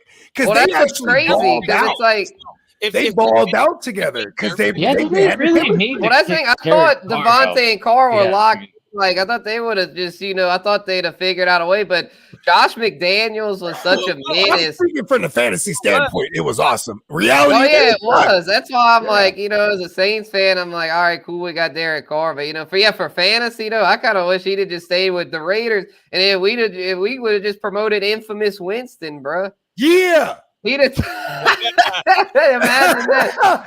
The Big Six president returned. Right? Yeah, for fantasy, I'm just saying for fantasy, it would have been nice to keep Carr on the Raiders and keep Winston on the Saints. That's what I'm saying, though. But we're talking reality here, though. So to me, the reality of the situation is that a Devontae Adams trade isn't going to happen if it does till mid-season. And mid-season, I think the Bills could be the ones because, like, if Keon isn't developing like they're thinking, they're going to be desperate for receiver help. And I mean, if they're like 6-2 or something, looking Super Bowl bound, like, you best believe they're going to pull the trigger. I mean, they're a team that they're all in, man. You got Josh Allen. Your window is open, man. You've got to try to swing something like while you got the opportunity. Because, I mean, the Bills, they went like 20, 30 years of being in purgatory when Jim Kelly retired. So now that they got their new chosen one, they got to take advantage of that and surround him with the best weaponry. So I'm thinking the Bills mid-season if he does. And then that would also really stick it to Aaron Rodgers and the Jets. It would, though. That's the only thing, though. I feel like if Rodgers and Adams are really homies like that, will Adams block a trade to the Bills? I mean, that would entail that at that moment in time, the Jets are in it too. You know what I mean? See, so that's ultimately why if the Jets are out of it. Roger Joe like, do what you got to do, Tay. We're out of it. The rumor goes they wanted to trade for him last year before the deadline, but they lost that one game, which pretty much put them out of contention. They were out of it. And Rodgers was like, pretty much out of it. I know he was come back. What are you going to do? Trade for Davante Adams? That was cap, man. You can't come back that quick from an Achilles. I mean, hold on. It's cap? Like he tore his shit? He tore his shit. Or he ruptured it. I'm high. And then he just, he'd go on McAfee every week saying that he was going to come back. But if he would have, that would have been insane. Just imagine him on a fucked up Achilles. Man, DNs would have just he'd have gotten killed. But you got to give him some credit, though. He was on the field throwing the ball and shit. He was trying, I'll give him that. He made an effort. Yeah, no, for sure. For it to only be like 8 months, 9 months, not even that, 7 months from when he tore it to. Oh, way less than that. It was only like 3. There it is. There, shit, I'm burnt. He tore it week 1, September, and he was already throwing in like November, I think. November. 2 months. I think it was like 2 months. We call that smoke screen, man. But yeah, it's all the smoke screen. That's the thing. Rodgers was never coming back. That's my take too, but it's one of those things to where when you're like the gladiator that he is, you want to try to instill fear in your opponent, so he was trying to scare the rest of the NFL by acting like he was coming back. Who is this? Rodgers. We're still talking about Rodgers. I was about to say Leonard Fournette. Oh, yeah, Leonard Fournette. Hey, he's trying to make his the Jaguars would be a great spot for Davante Adams. I like Davante on the Jaguars if he was gonna. Wow, that'd be hella nasty, bro. Big target for Sunshine. They could trade Christian Kirk, bro. Or whatever. I mean, you could trade Christian Kirk. A draft. They don't have the greatest offensive line, but I mean, they have a lot of weapons and they have a defense. But they do get the ball out. Update from Lee. Here we go. Okay. Davante Adams speaks about the rumors of him getting traded to the #Jets. If I'm going to be united with anybody, it would be Aaron. Or relocated and be anywhere, it'd be with Aaron. Man, that's okay. Well, that kind of shit's on my Bills. Break up. That's all. The Bills are the division rival. So, yeah, it'd be one of those things to where if the Bills are out of – I mean, not the Bills. If the Jets are out of it, maybe the Bills thing's possible. But if the Jets are still in it, there's no way he'd want to that's some loyalty right there. I can dig it. That's some loyalty. Because Davante Adams is a loyal guy. He literally sacrificed himself to go to the freaking Raiders. And because he loves his team that he grew up loving, and that's his boy over there at the quarterback that he went to college with, roommates. Everything he does is based on loyalty. Man, I respect Davante Adams. Yeah, and then he was so mad about the Jimmy thing whenever they signed him. He put on his IG story, man, don't hit me about this shit. Like, he was basically he literally posted at the day they signed Jimmy. I was like, whoa, damn. That's a real ringing endorsement. Hey, listen, bro, I knew it was. I said this time last year he's going to be all bad with Jimmy in fantasy because Jimmy throws between the hash marks, bro. He doesn't throw outside the numbers. And that's why Adams is saying Davante eats a lot more outside the numbers. You know what I mean? Adams, he threw it in abs, boom, he gets smoked, and he's like, "Fuck, man, I'm gonna get killed out here, man." Like, I've never been hit this much in my career. The poor ball placement where he's about to, even if he was to catch, he's gonna get destroyed. You know the one where he was wide open down the field, and they freaking overthrew him, and then he slammed. What the man? I need to watch that receiver, bro. I need to watch it just for Davante Adams alone. I've seen him overthrow it, Colonel Manny Sanders, bro, wide open for the game winner, Super Bowl, for the game winner. Fuck Jimmy, game winner, bro. Oh my mama. Yeah, Jimmy just he be smooth and all off the field, but on the field he can't hide his clumsiness. Hey, but if the Raiders are in real rebuild mode, why trading to a contending team? Same thing, like you get more maybe. Hell yeah. Well, that's if the Raiders are rebuilding. But the thing with the Raiders, they're not trading him now because they think they can win with their defense.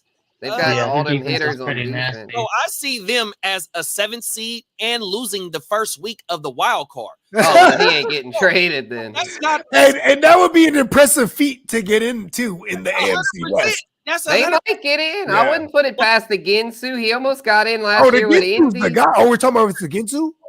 Yeah, this would I be. think Well, I mean, that's a maybe conversation. O'Connell wins the job, but I I was mean, just saying, I feel like they love Aiden O'Connell so much they might give it to him because he's almost like a cheat code for them to get a high draft pick too. You know what I mean? Like, but they're trying, really they're like trying to Aiden make the O'Connell playoffs. is lose. But why make the playoffs though? Or I mean, I understand why you want to, but you're not. I mean, the AFC so deep. You know what I mean? Paul. They finna lose. I think they want to lose this year. I think that's what they want to Yeah, do. Oh. I don't see them even like I said. I mean, the floor is or the ceiling is that 7th seed and losing the first week, bro. Hey, Now, the Raiders though, as a team, they're gonna piss a lot of people off this year because they're gonna upset some fools. no, I agree with that because they did it last year, and Yeah, they sure did.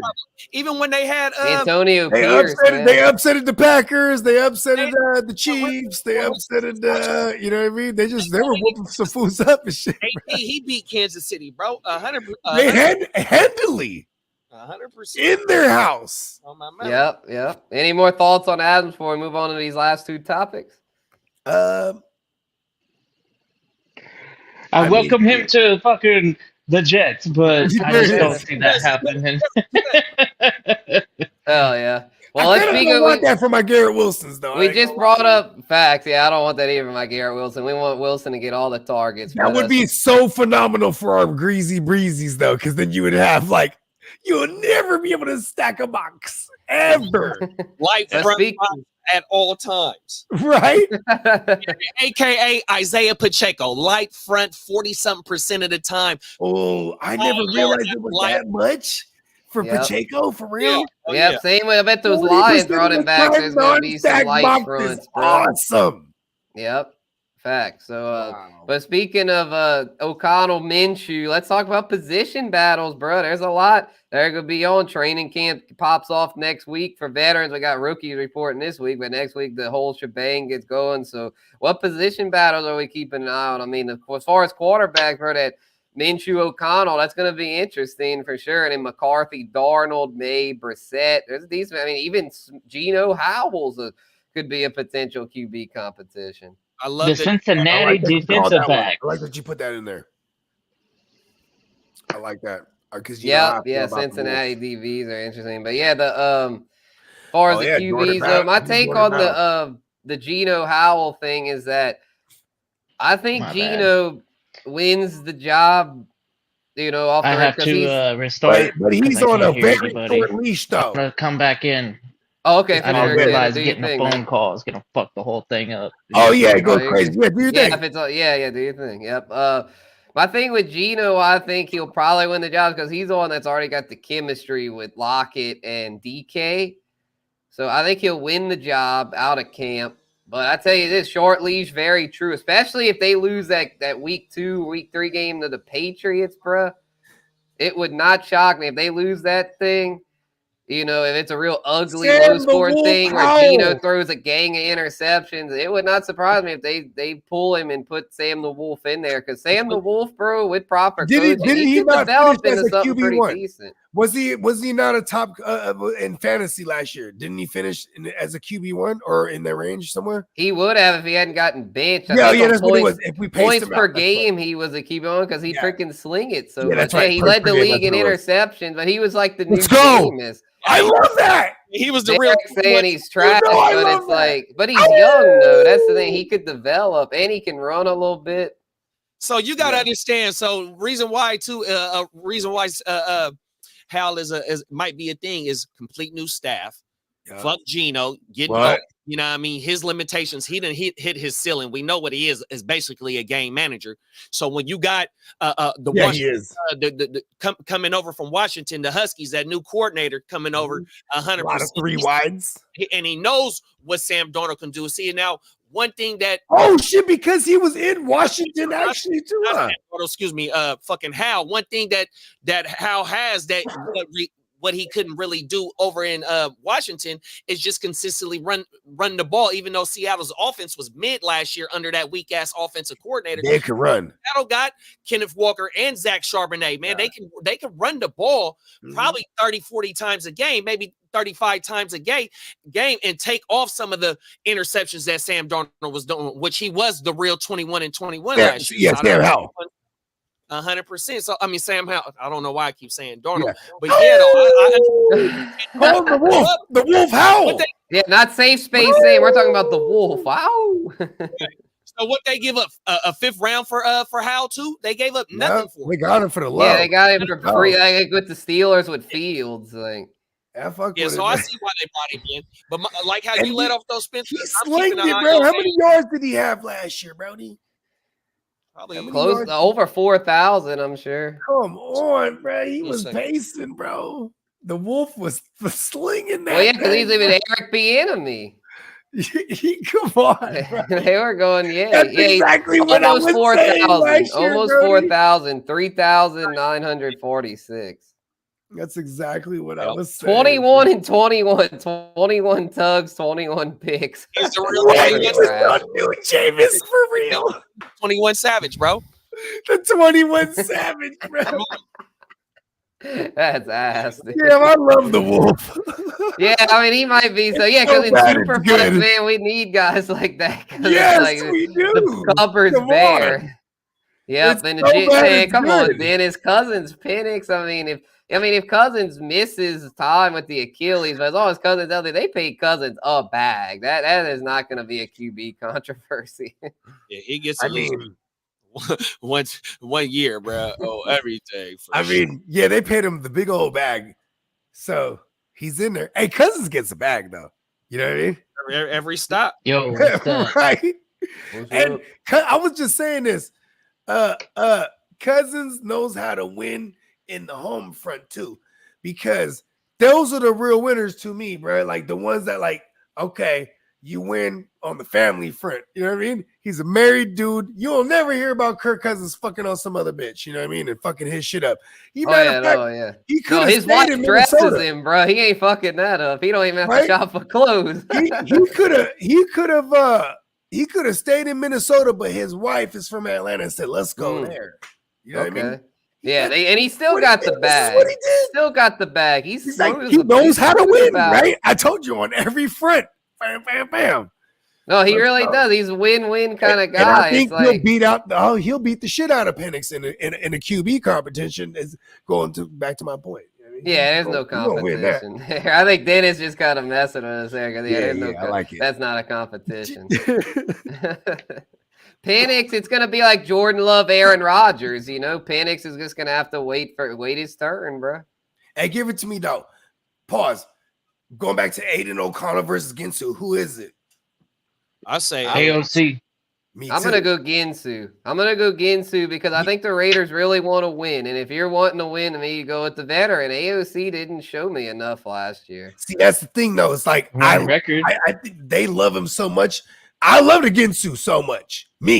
But I don't know about the Raiders. They love Aiden O'Connell. Well, I think Pierce loves him, but I think, though, they want to win to where they're going to be fair about it. I don't think they're just going to be like, oh, AOC, he was our guy last year. We're going to automatically go with him. I think if Minshew clearly outperforms him. I think the thing is, though, as of now, O'Connell's looking like the favorite because he's the one that's familiar with Adams, familiar with Jacoby Myers, familiar with Michael Mayer. But I think as camp goes on, Ginsu gets it because he had a full resume last year and he was pretty damn solid last year. I mean, he wasn't an all-pro QB or anything, but I mean, he held his own. I mean, he made Michael Pittman a fantasy relevant guy. Josh Downs had fantasy relevant weeks. You know, I think Ginsu could, I think Devontae Adams could still be a WR1 with Ginsu. I really do. To me, you have to look at the whole prospect of Aiden O'Connell. When they took Aiden O'Connell, they were really hyped on this kid. They were like, "Oh wow, we got this guy super late. We're really happy about having him on our squad. We want to involve him into our fucking basically starting quarterback. As soon as he had the opportunity, he was thrown right into it, and he didn't do a terrible job. I understand Ginsu and his whole like track record, but last year really wasn't that great. I don't know why people like hype up Ginsu as like Because having he's a the great year. you, bro.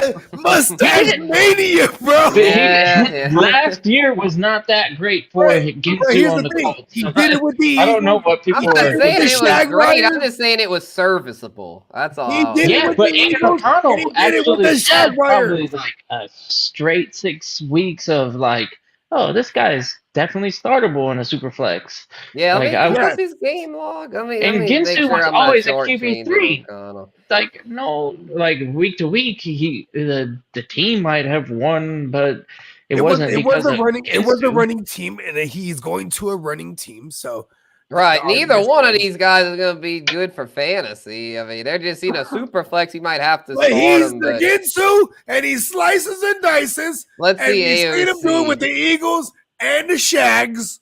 Let's go.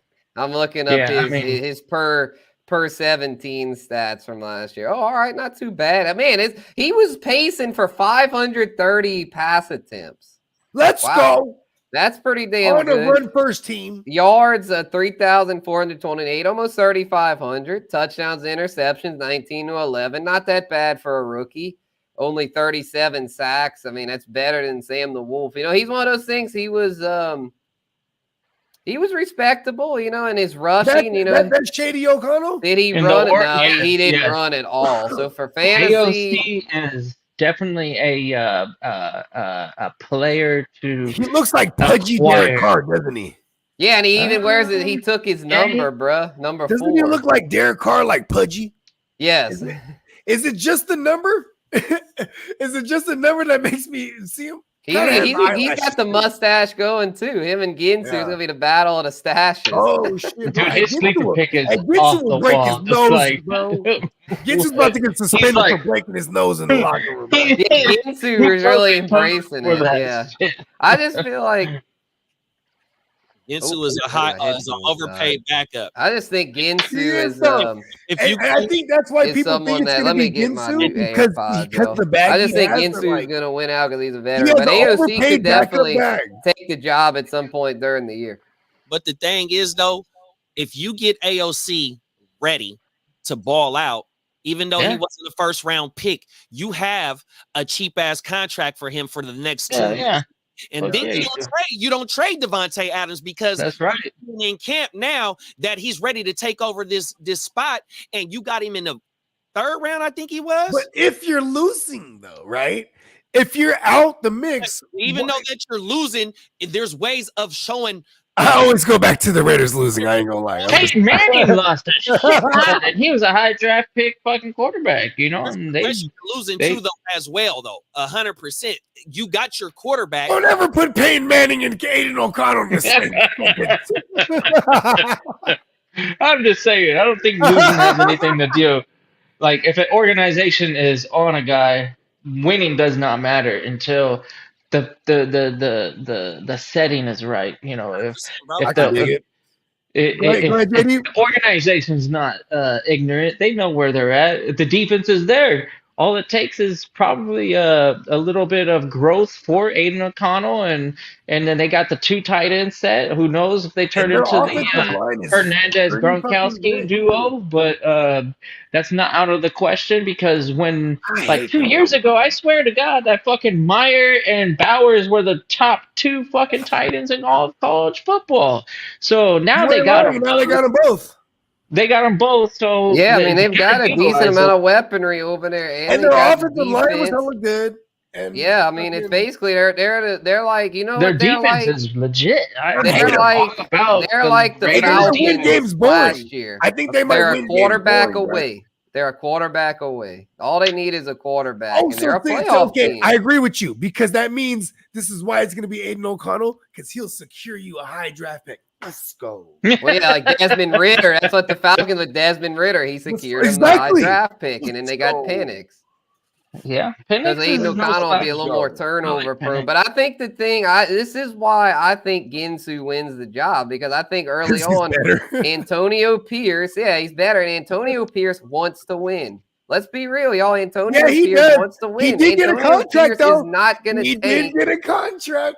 facts unless they start off like 1-5 or something. He's not Okay, going to take. you're right. But I Super feel like 25 is though, not a quarterback contract. I'm I sorry. will say wait, hold on. So what kind of bag did they give him? He only got The 15 Super they didn't give 25. him for too 2 much of a years. It's bet. like Oh, okay. whatever. Like, So Well, it's the thing is, though, this might be a make. You think this might be a make or break year already for him? glorified backup, bro. They didn't give him back up. Yeah, Oh, we're exactly. talking about But wait, I'm talking about, I'm talking about Antonio Pierce. He's Yeah, they the gave highest Antonio paid Pierce a backup for a contract. reason. I'm He's talking probably the That's what I'm best talking about. backup They gave in the Antonio whole Pierce the NFL. contract is what I'm saying. Like he doesn't have to win. No, this no, year, we're talking you know about what I mean? Pierce. Yeah, I was talking about. My bad. I should have clarified that. Oh, you're But good. yeah, they gave because here's the one thing with Ginsu's contract. He's overpaid for a backup, and he's super cheap if he's a starter. You know what I mean? That's how you can view with Ginsu AOC too, though, bro. That's what they Yeah, did and AOC last too, year exactly. with the Falcons. They did with Taylor Heineke, if y'all remember. But they, Ritter, they ended up going with Ritter. Of course, because they wanted to get that high draft pick, B. They had musical chairs. It was games where both of them played. That's true. And that's what I think is going to happen with the Raiders this year. It's going to be musical chairs. At home. It's going to be musical chairs. I'm telling y'all. I bet Ginsu starts 9 games and AOC starts 8. That's my take. I think we had over. Well, the organization's got it the other way around. The organization's coming out to the public going, AOC has got the edge. And I don't know if they're just trying to motivate that's Ginsu just to smoke. take That's the job. All that kind of stuff at this point is smoke. Is that why he grew his mustache? Organizations, they're not telling the truth. Like they're putting out smoke screens, bro. Even if it was a $15 million contract for 1 year, that is chump change for a quarterback.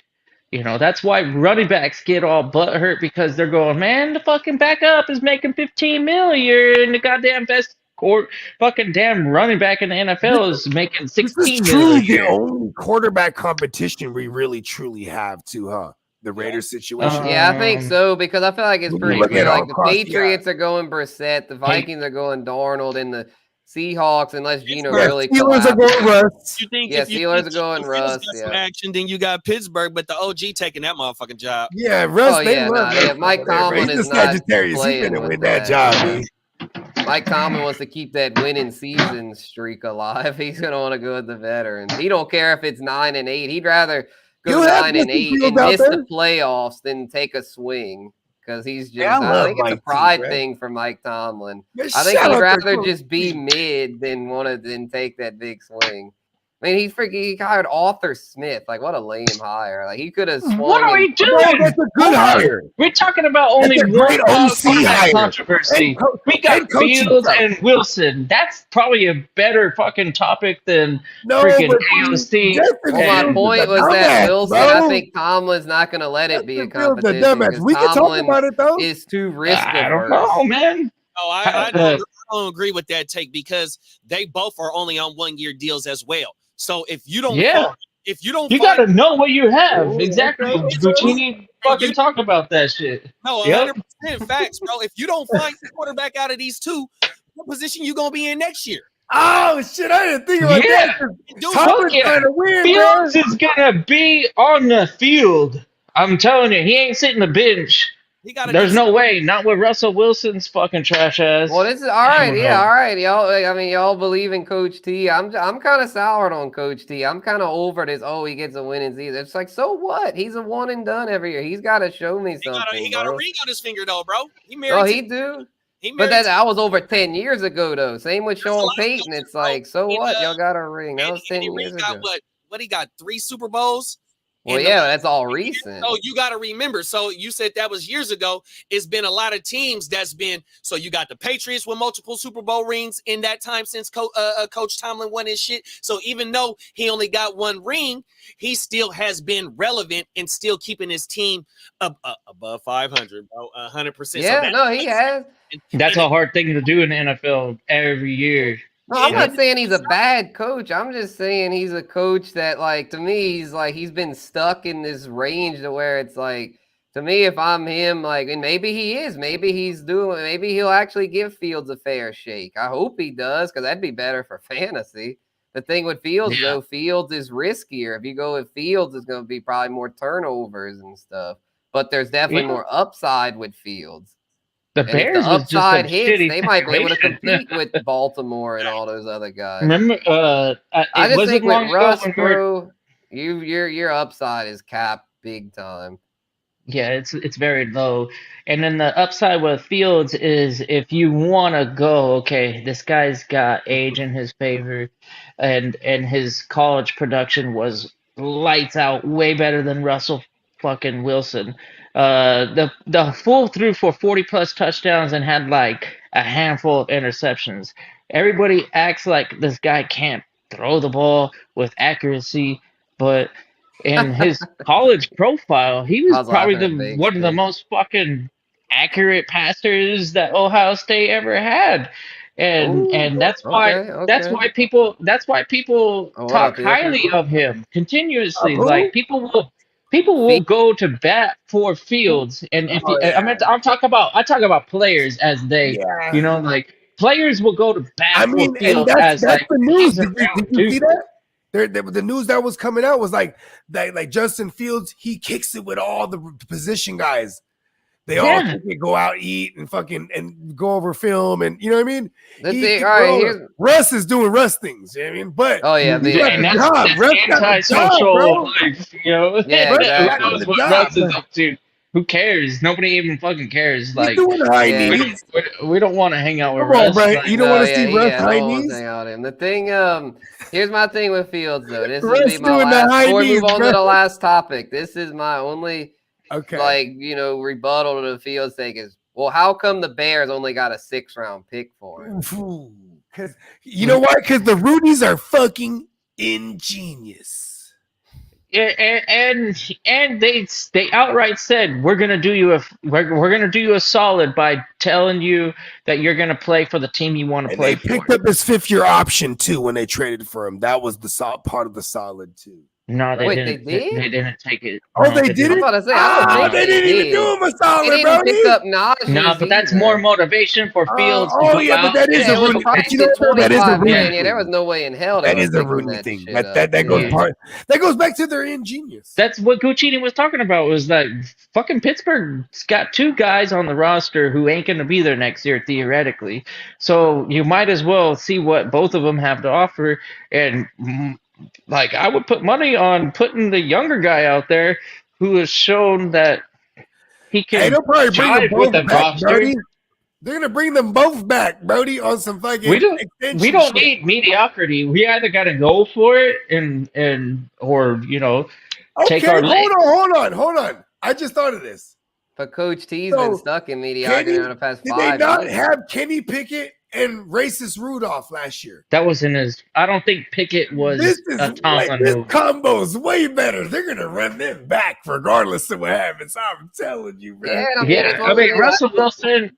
Yeah, for sure. They had the goddamn Racist Rudolph with the and Kenny Pickett last year. They got it to the playoffs.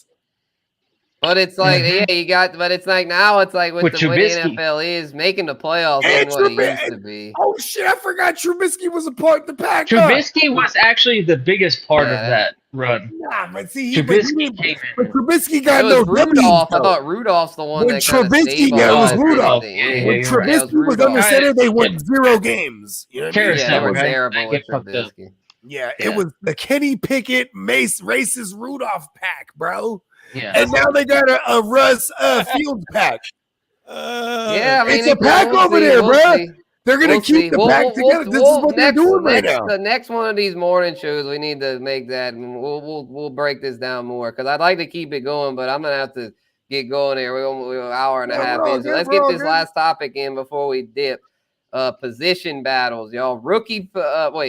We just talked about the last one is rookies. The last one would be just what rookies are we looking for to stand out in camp?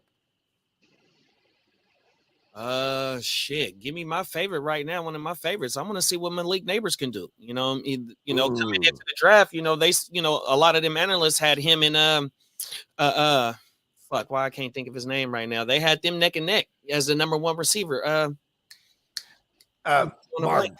Marvin Harrison, thank you. They had them neck and neck You know what I mean? So for him to go into a situation, if they both are the number one wide receivers going into that situation, one is A tied lot of volume. We could assume, right? No, for sure.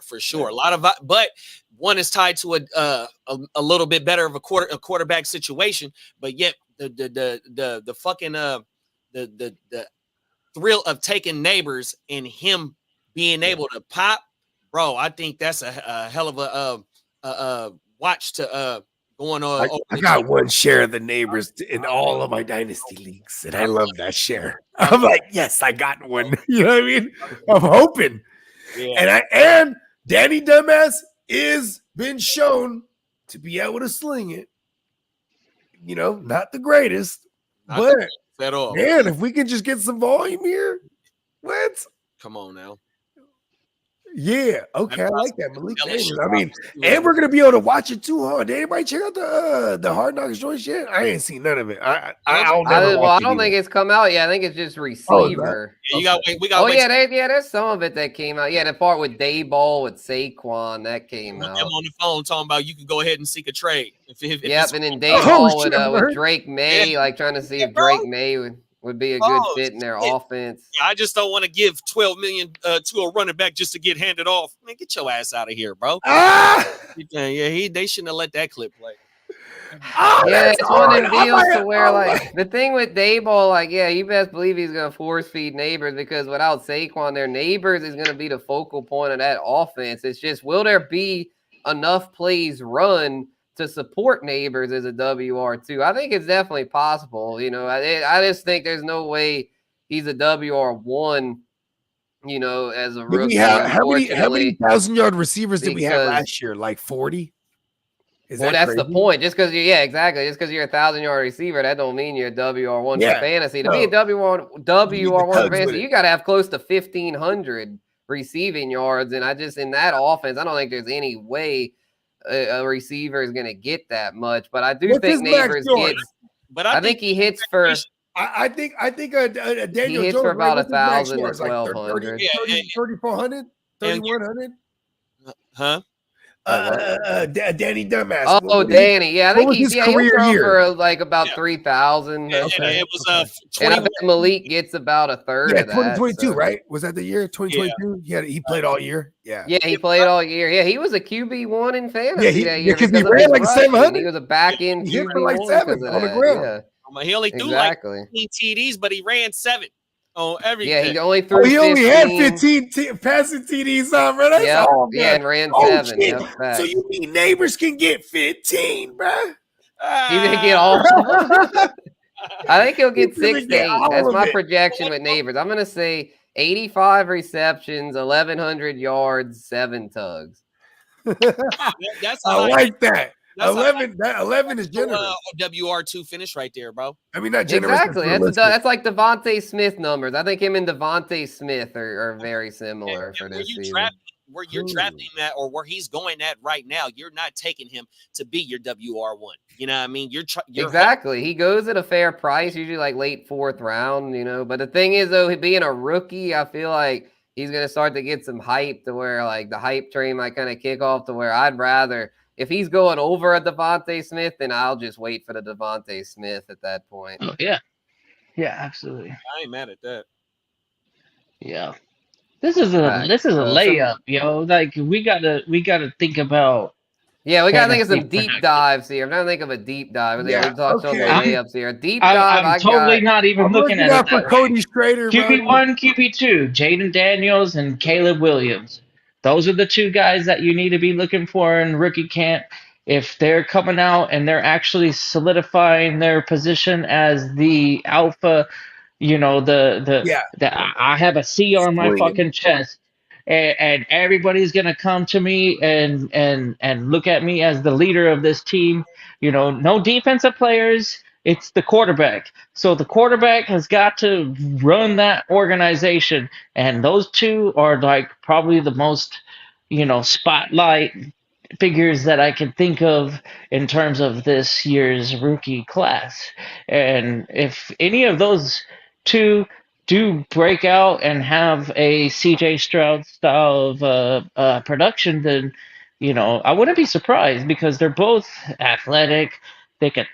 Uh, they've already proven themselves in college world that they can win and win with the with the stats and the highlight reels and Yeah, and they got some big games.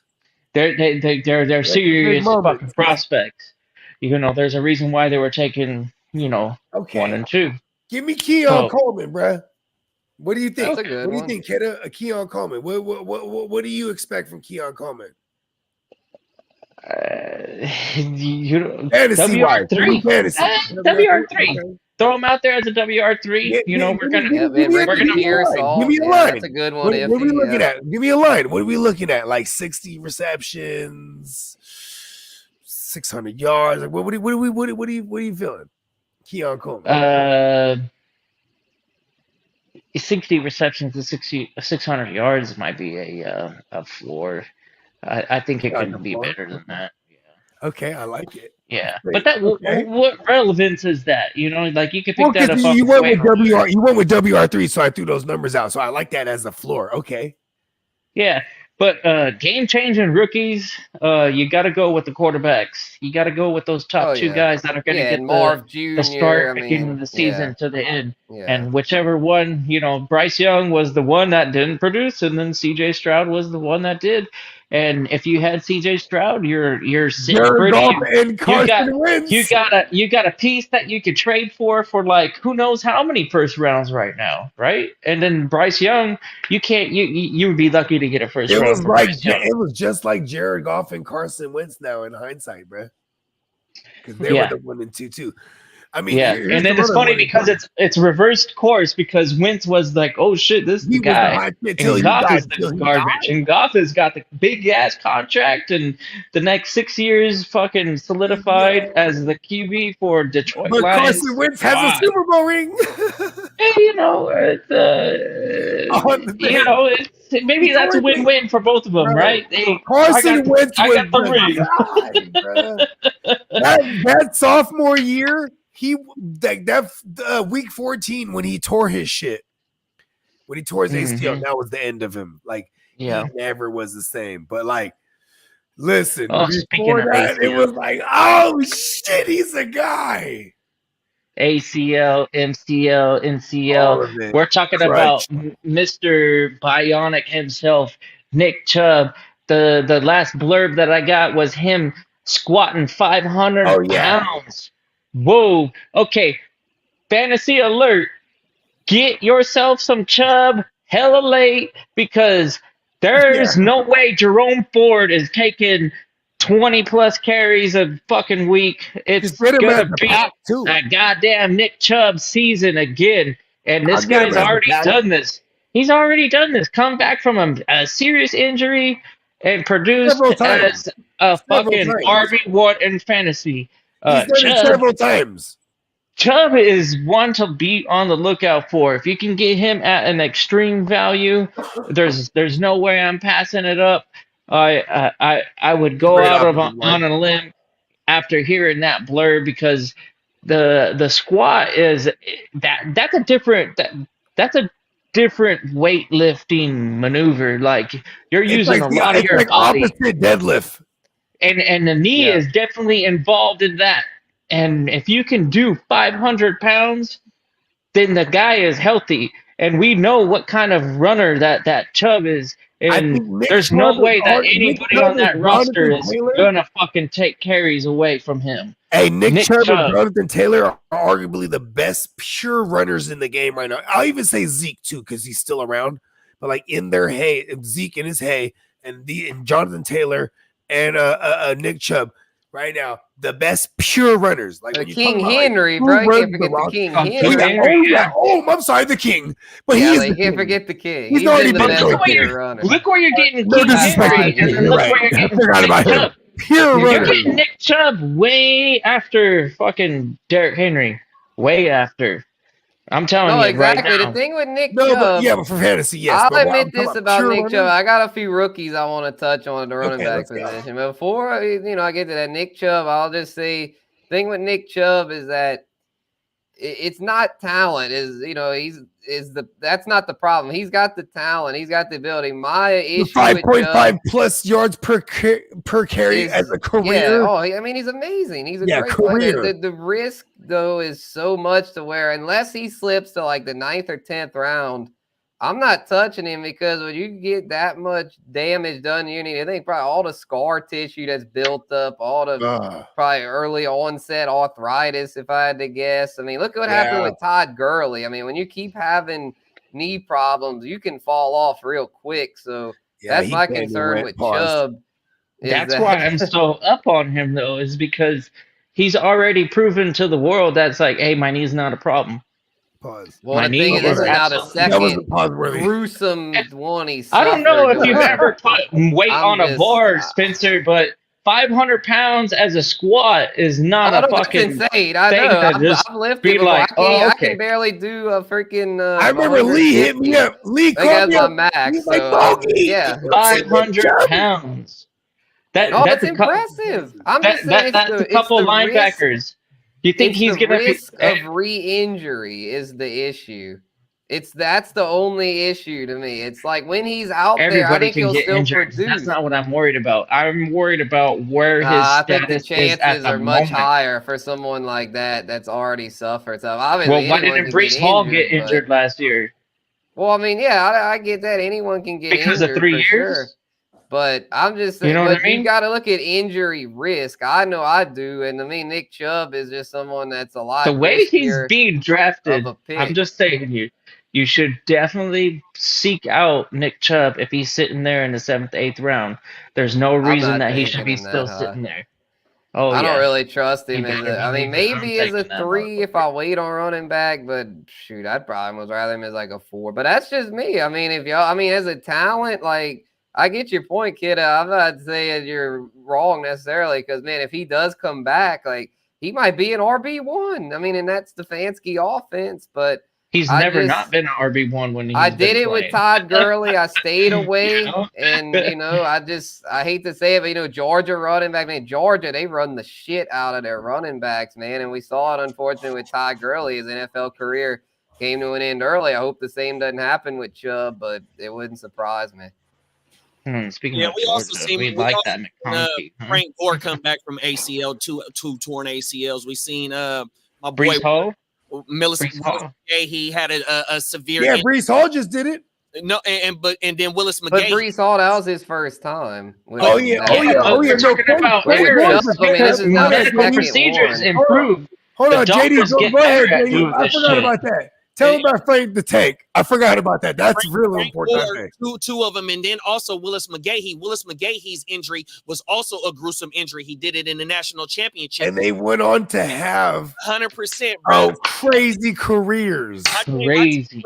What the Nick Chubb thing is, bro. Like, and that was the bad medicine days too, right? That was like old tech. That was old medicine. Early 2000s on my mama. My with the Nick Chubb. Yeah, because Frank Gore had 2 of them, right? Both knees. 100%. No, facts.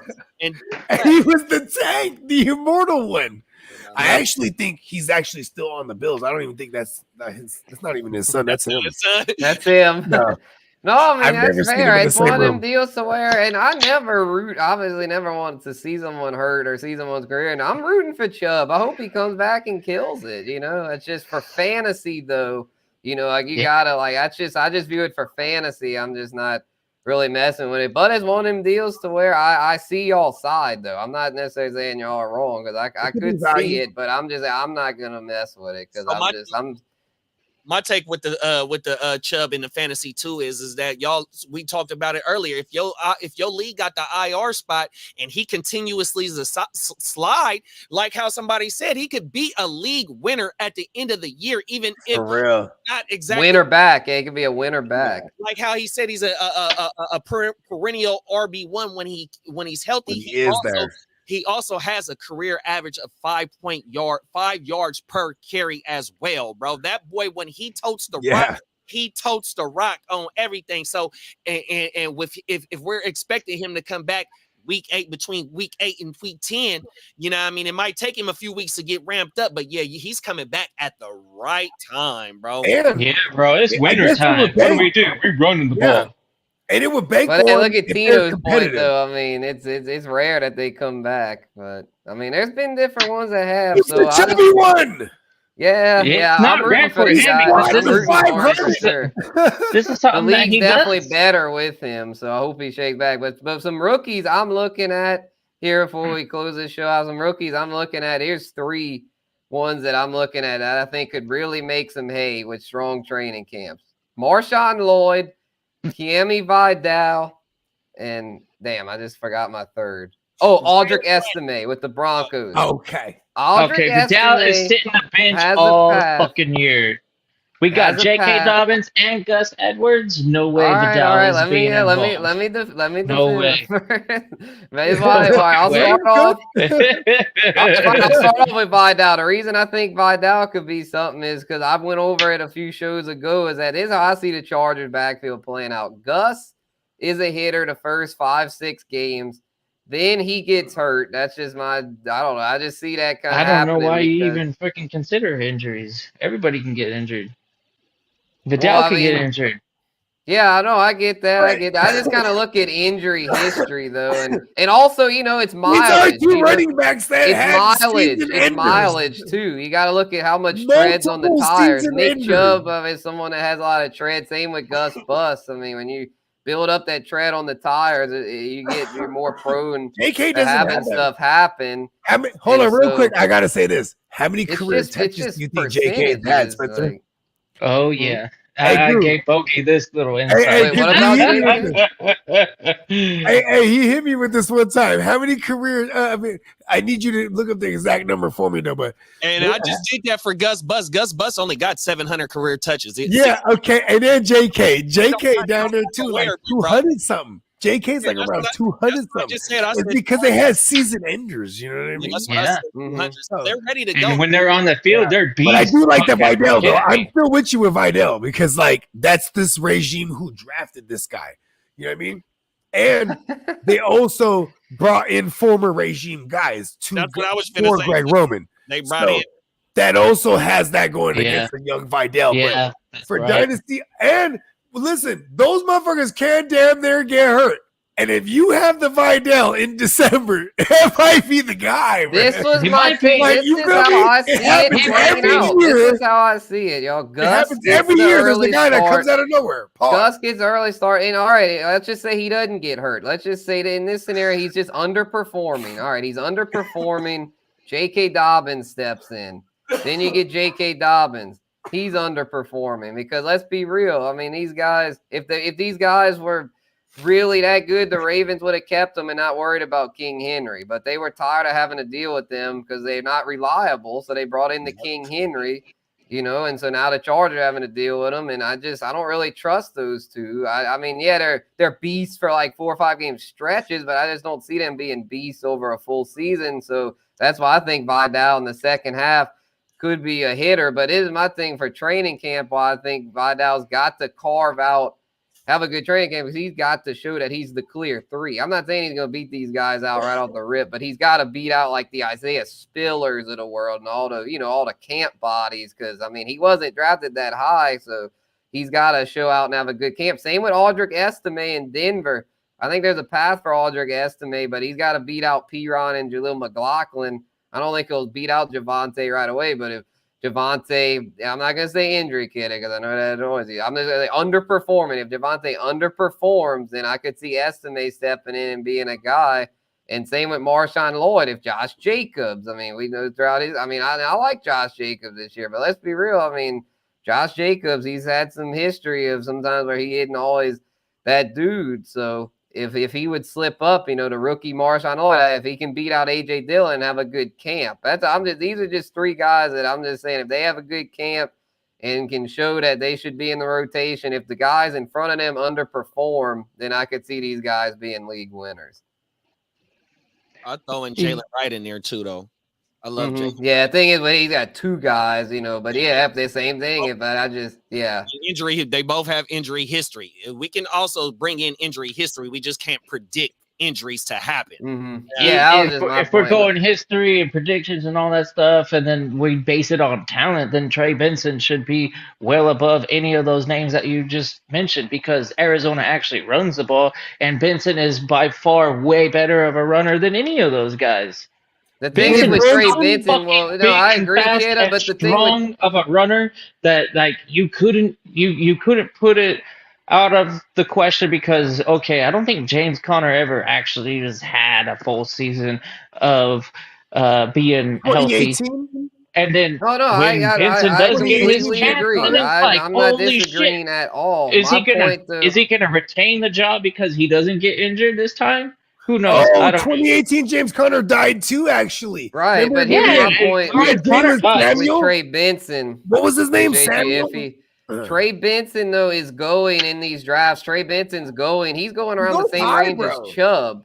To where you're like with Trey Benson, you're gonna have to pay. You're gonna have to pay for him to be like. Same thing with Jonathan Brooks. That's why I didn't mention him either, because I brought up those ones I brought up because of value purposes. But I agree that Trey Benson could be a hitter. You're just gonna have to pay a little higher price. Like 28th round. I mean, we're all the ones I just named. You can get those guys for free in the 16 round type joints. 28th round, 27th round. That's when we're talking about rookies that are going undrafted in the normal. That's what I was saying, because we brought up a lot of the big names already. I was just wanting to bring up some deeper names. That's all. You know what? If you're still playing in a home league and nothing else, then you gotta wake up and graduate, bro.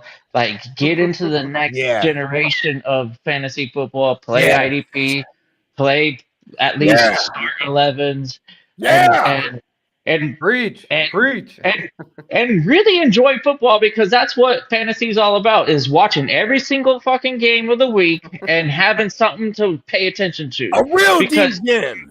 Because most people come into the game watching some random CBS Fox Sports channel, and then watching these two teams play it out, and they're like, "Wait, I don't have nothing in here. That's not my team. That's not my Chargers. That's not my Rams." But if you play these, if you play these fantasy leagues, all of a sudden, all the games become fun. Like, I'm serious. Like, it becomes. Even the DGen fantasy version, though, IDP full on both sides. You just jump into some of those leagues that offer the IDP and the deep rosters, because that's truly where you're gonna feel like, oh, okay, watching a football game truly does have a impact, and it's gonna be fun watching this game. Yeah, exactly. Yeah, if you're someone that's been, if you're a first-year player, how many shitty Monday night matchups are there? Like, probably like half of them, right? Yeah, all the shitty Thursday night. But if you have a fantasy team, they're all important. So yeah, for anyone that's played fantasy, I'm gonna say for 3, like if you've played fantasy for 3 or more years, yeah, you should definitely jump into IDP. It is more work, more responsibility, but it's definitely more fulfilling when you win the league. Like when I won the SPI, that shit felt good, because it was like I had a whole team's worth. Yeah.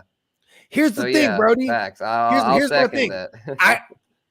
I am not a lucky person, right? I have to say that for preference, for context, right here. That's team defense.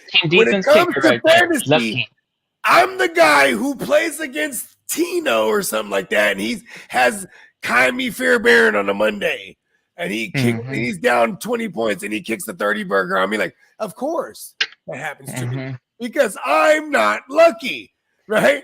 But this is that may be a bad example, because we'd have full IDPs and offense in that league, but we also have a kicker. But I'm just saying, because I try to, as much as possible, eliminate the luck factor in fantasy.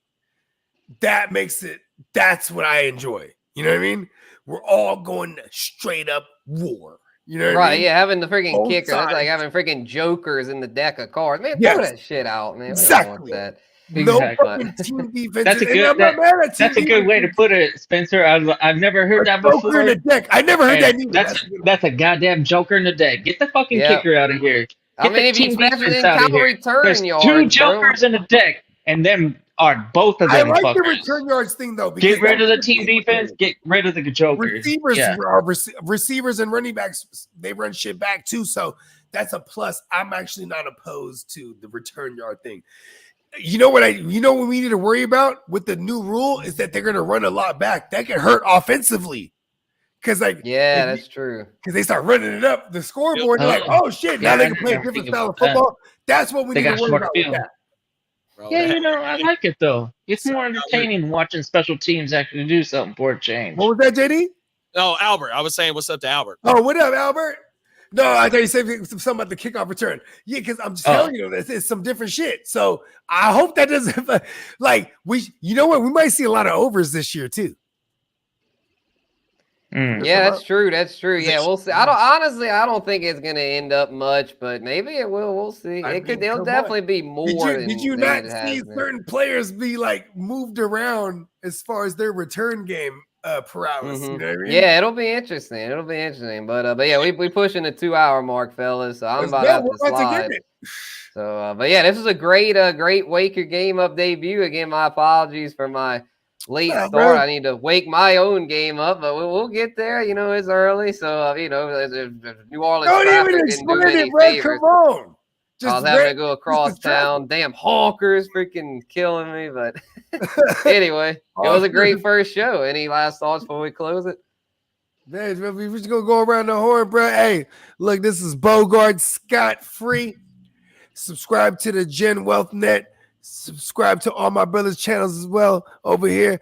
Also, wherever you consume your music, check us out. Bogart scot-free. EP, OMW, the album, the Bruce Wayne, and got a new joint dropping. I think 7:30 is the date. I think that's what we settled on. It's a trifecta EP. That shit dropping. Let's go. And I got another EP dropping myself early August. Let's go. Look out for it. I think I'm going to call Bogeyism. That's awesome. Or Fletcher. He sent me the joints last night. I need to still peep them, bro. Yeah, peep that shit, B. You should have hit that. You should have looked at that in the traffic, B. Come on. I know, right? You gotta be slapping bogey when you in the traffic, bro. Facts, bro. For sure you will next time. Let's go. Guccini, let them know. We got hella shit. Hard to Start podcast, man. Y'all already know what it is, man. Find me Wednesdays Playmakers, 100%, man. Right. Know what that is? Gen Wealth Network, 100%. On Mock Draft Mondays whenever Spencer called me. You know what I mean? Come on now. Yeah, that was fun, bro. I have to run that back. In my humble opinion, coming up 100%. Oh yeah, August. Yep, in my humble opinion, coming in August. Tomorrow we supposed to be filming a weekend wrap-up show, so be on the lookout for that. Brand new shit, Heart Start podcast. Subscribe. Orange juice and a blunt for breakfast. Saturday mornings, me, Bogey, and Slim. We had a shout out to Dennis last week for pulling up on us, Ignorant Thinker podcast.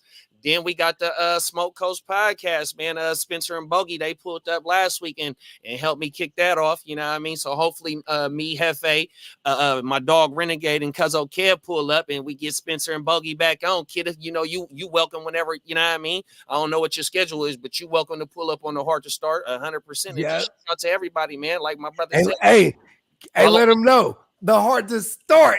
Let them know. Oh, man, in fantasy, if you ain't got the heart to start, you ain't got the nuts of a champion. And in life, if you stay ready, you ain't got to get ready, bro. Chances make champions, B.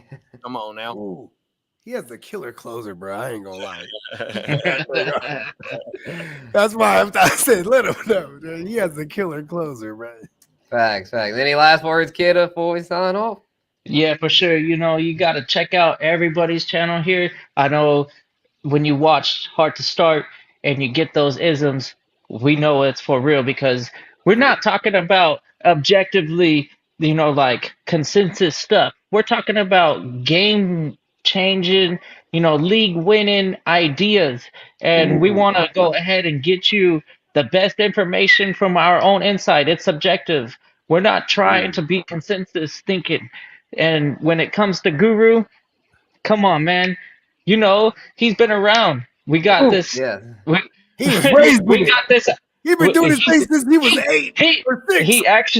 He makes money doing what he does. And people make money His doing actual job this. is the industry. That's Yeah, I get paid to be Yeah. a you sports actually journalist work and in the industry. like, That's fucking commentator. awesome. So yeah, I mean, He's got a not to lot of brag on weight to his myself. voice. Yeah, that's and legit, man. that's You're a real that's something journalist, bro.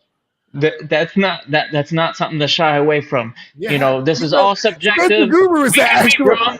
Hey, We're hold on not- real quick. Spencer, tell them where to check your articles out too, B, because man, this motherfucker's a writer for real. Y'all don't even know. He comes through on the fantasyisms. Dude's a real writer. He's a journalist for real. Like, this shit Yeah, crazy. appreciate you, Bogey. Yeah, and you too, kid. Because yeah, it's hard work, man, but it's honest work. You know, I just try to give it straight to the people. You know, here in New Orleans, I'm a journalist for NOLA.com, the Times-Picayune. You know, got published work. Yeah, coming out this weekend on the rugby. You know, football. You know, it's off season. I have some football stuff. More football coming in August. Been covering recruiting. So I have a little bit on that, but the rugby got the Major League Rugby playoffs this weekend. NOLA Gold is the team I cover, you know, the local team. So yeah, that's popping off Sunday. They got a local team. What? Yeah, local rugby team. Oh yeah. Yeah, no one was covering them. So then when I started with this, I was like, well, I'll jump on that. You know, I'll give it a shot. And so I've been watching a little rugby. Who you like? Who you like? I haven't done enough background yet. The press conference is tomorrow, so I'm going to talk to the coach and players. You know, I'll have a better take then. So next show we might circle back. But yeah, appreciate y'all. You know, let me get that plug in. Come on, man. This is your real life. You should be plugging it more. You know what I mean? I know, I'll right? Yeah, every time. Don't even trip, big little bro. Yep. I got you, man.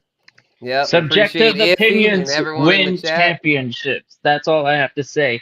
If it was objectively true, then everybody would be winning, and that's not how it is in these leagues. So you have to be a little bit different. You have to think a little bit harder than the objective truth. NOLA Gold. You have to be, hey, I'm willing to go the next step and take a guy here when consensus says, hey, you know what, that's probably a little bit reachy, or why you even have this guy on your radar? That's your subjective opinion. And those are what matter the most. And from versus the consensus. From what you guys need to understand is that all four of us have been successful in this environment, and what you're dealing with right now. We've all got chippers, bro. We've got we're all decorated. What we're telling you is actually sometimes useful. So don't shy away from coming back, checking us out. You know, Bogey, I don't know how many times we've had a conversation about what our mentality is, but it's always been constructive. Winning the chippers. We're only about one thing. We're not rebuilding ever. We're always about winning these leagues. And you know, let's focus in on what we're supposed to be doing in fantasy life. You know, especially in Dynasty, man. That'd be my last closing thought. My rant, like fantasy's fun, but you know what's fun? Dynasty team. Win now. Winning. Win now mode, damn it. We're about winning because a lot of these dynasty leagues fizzle out after 2 years and shit. So always be trying to win, man. Yeah, no, and listen, you know what's good? You know what's really dope is that I'm proud to say that a lot of the dynasty leagues I'm in, the early ones are going into year 2, and the other earlier ones are going into year 1, but most of the other ones are either in year 3 or 4 at this point. So it's like the understanding of the opponents and everything, it's all there. Alpha Davids is written out. Like, we're going in. It's full. Yeah, once you cross that 2-year mark, then it's probably that league's probably gonna go on for another 10.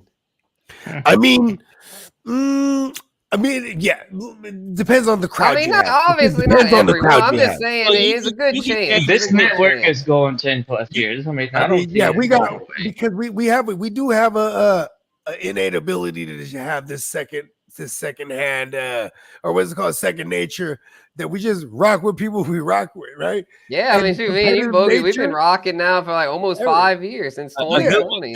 With JD. A good way to find out if a league gonna last too though in a dynasty is turnover. How many times you're bringing in new managers? You know what I mean? I hate turnover in the dynasty. Yeah, I mean, League 14 is awesome because that was all the homies. And we never had to replace. We only replaced one person in that league. That was during the draft, right? Yeah. Yeah. Yep. Yeah. Yeah. before the draft or something. The boy was crying about one of his picks or No, something. he drafted it, the whole team, and then right after he started beefing with me and Huss and shit. It was like Huss and Yeah, Nick let's Webb. not go down that rabbit hole. I'm We had just a great saying, show today. this is reality. Appreciate everyone. And yeah, we'll be back very soon with Wake Your Game Up, y'all. Let's Peace out. go. Easy money.